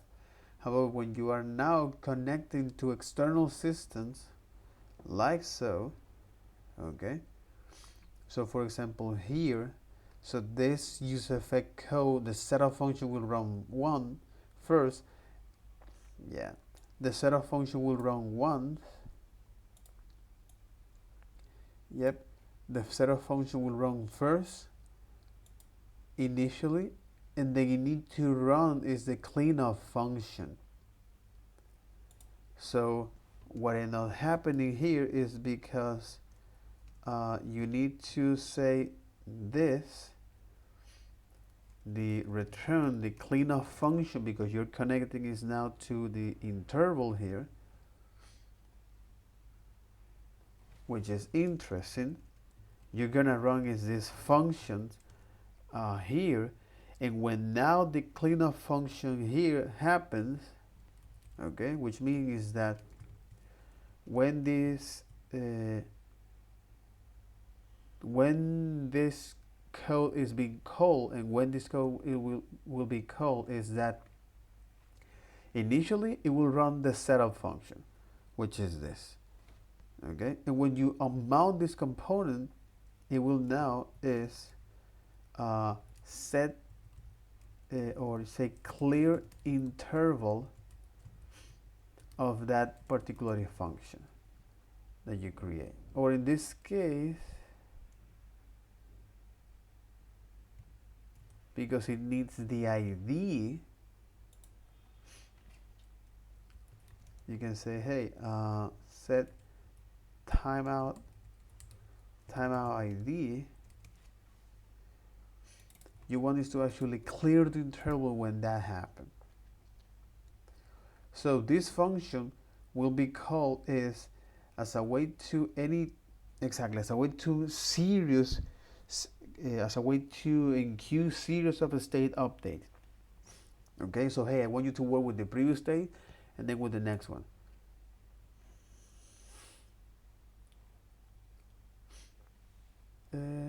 Well, clear interval is not defined. Clear interval. Clear interval. Yeah.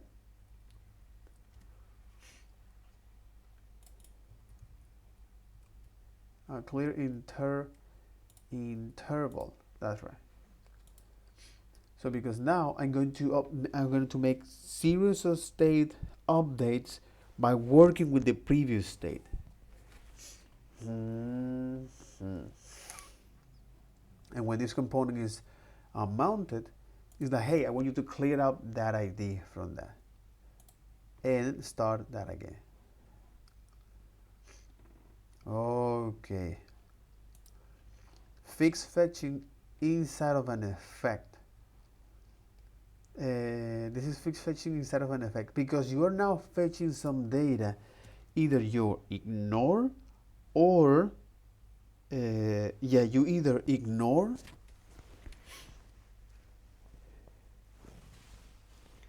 you either ignore them, okay,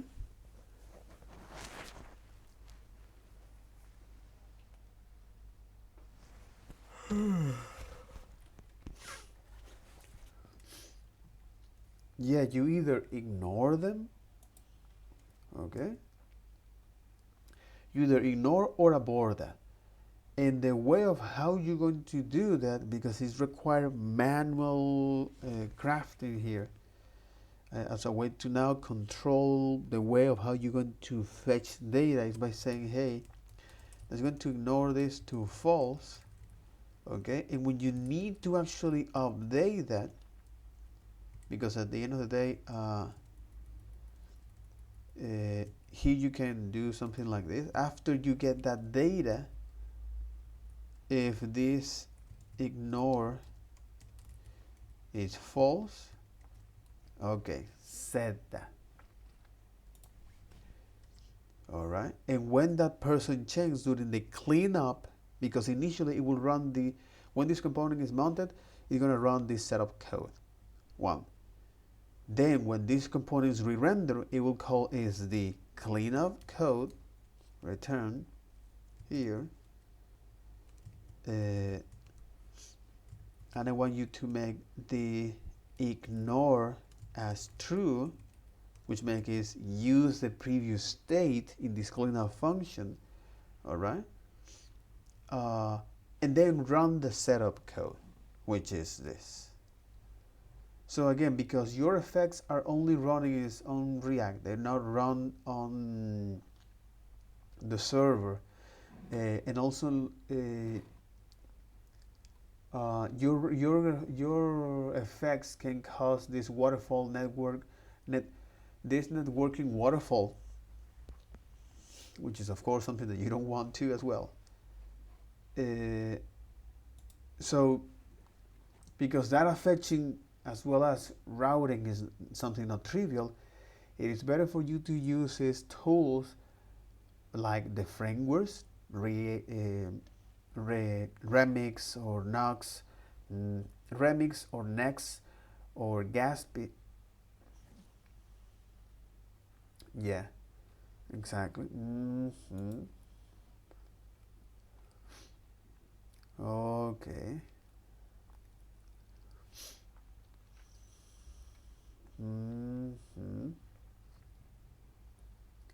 So now when this code change, it's actually be able to handle this as it is, and there is no need to actually set the bio here to null.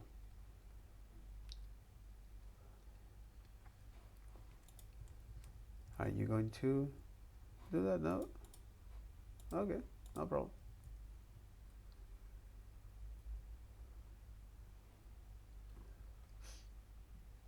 So when you change to Bob, that's interesting.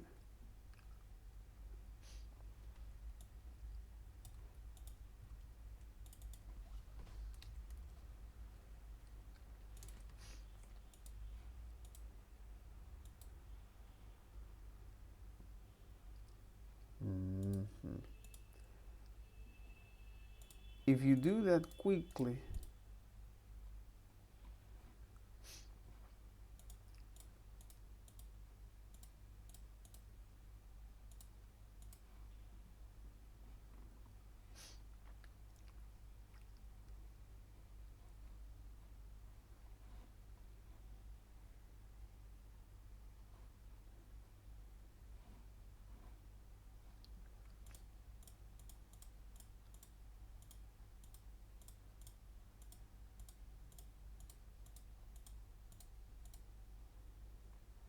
now it actually have that.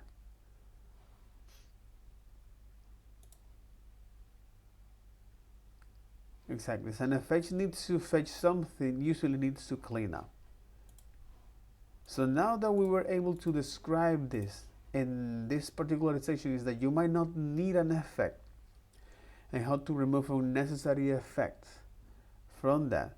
I will leave that. So that'll be all for this video, and take care. Bye bye.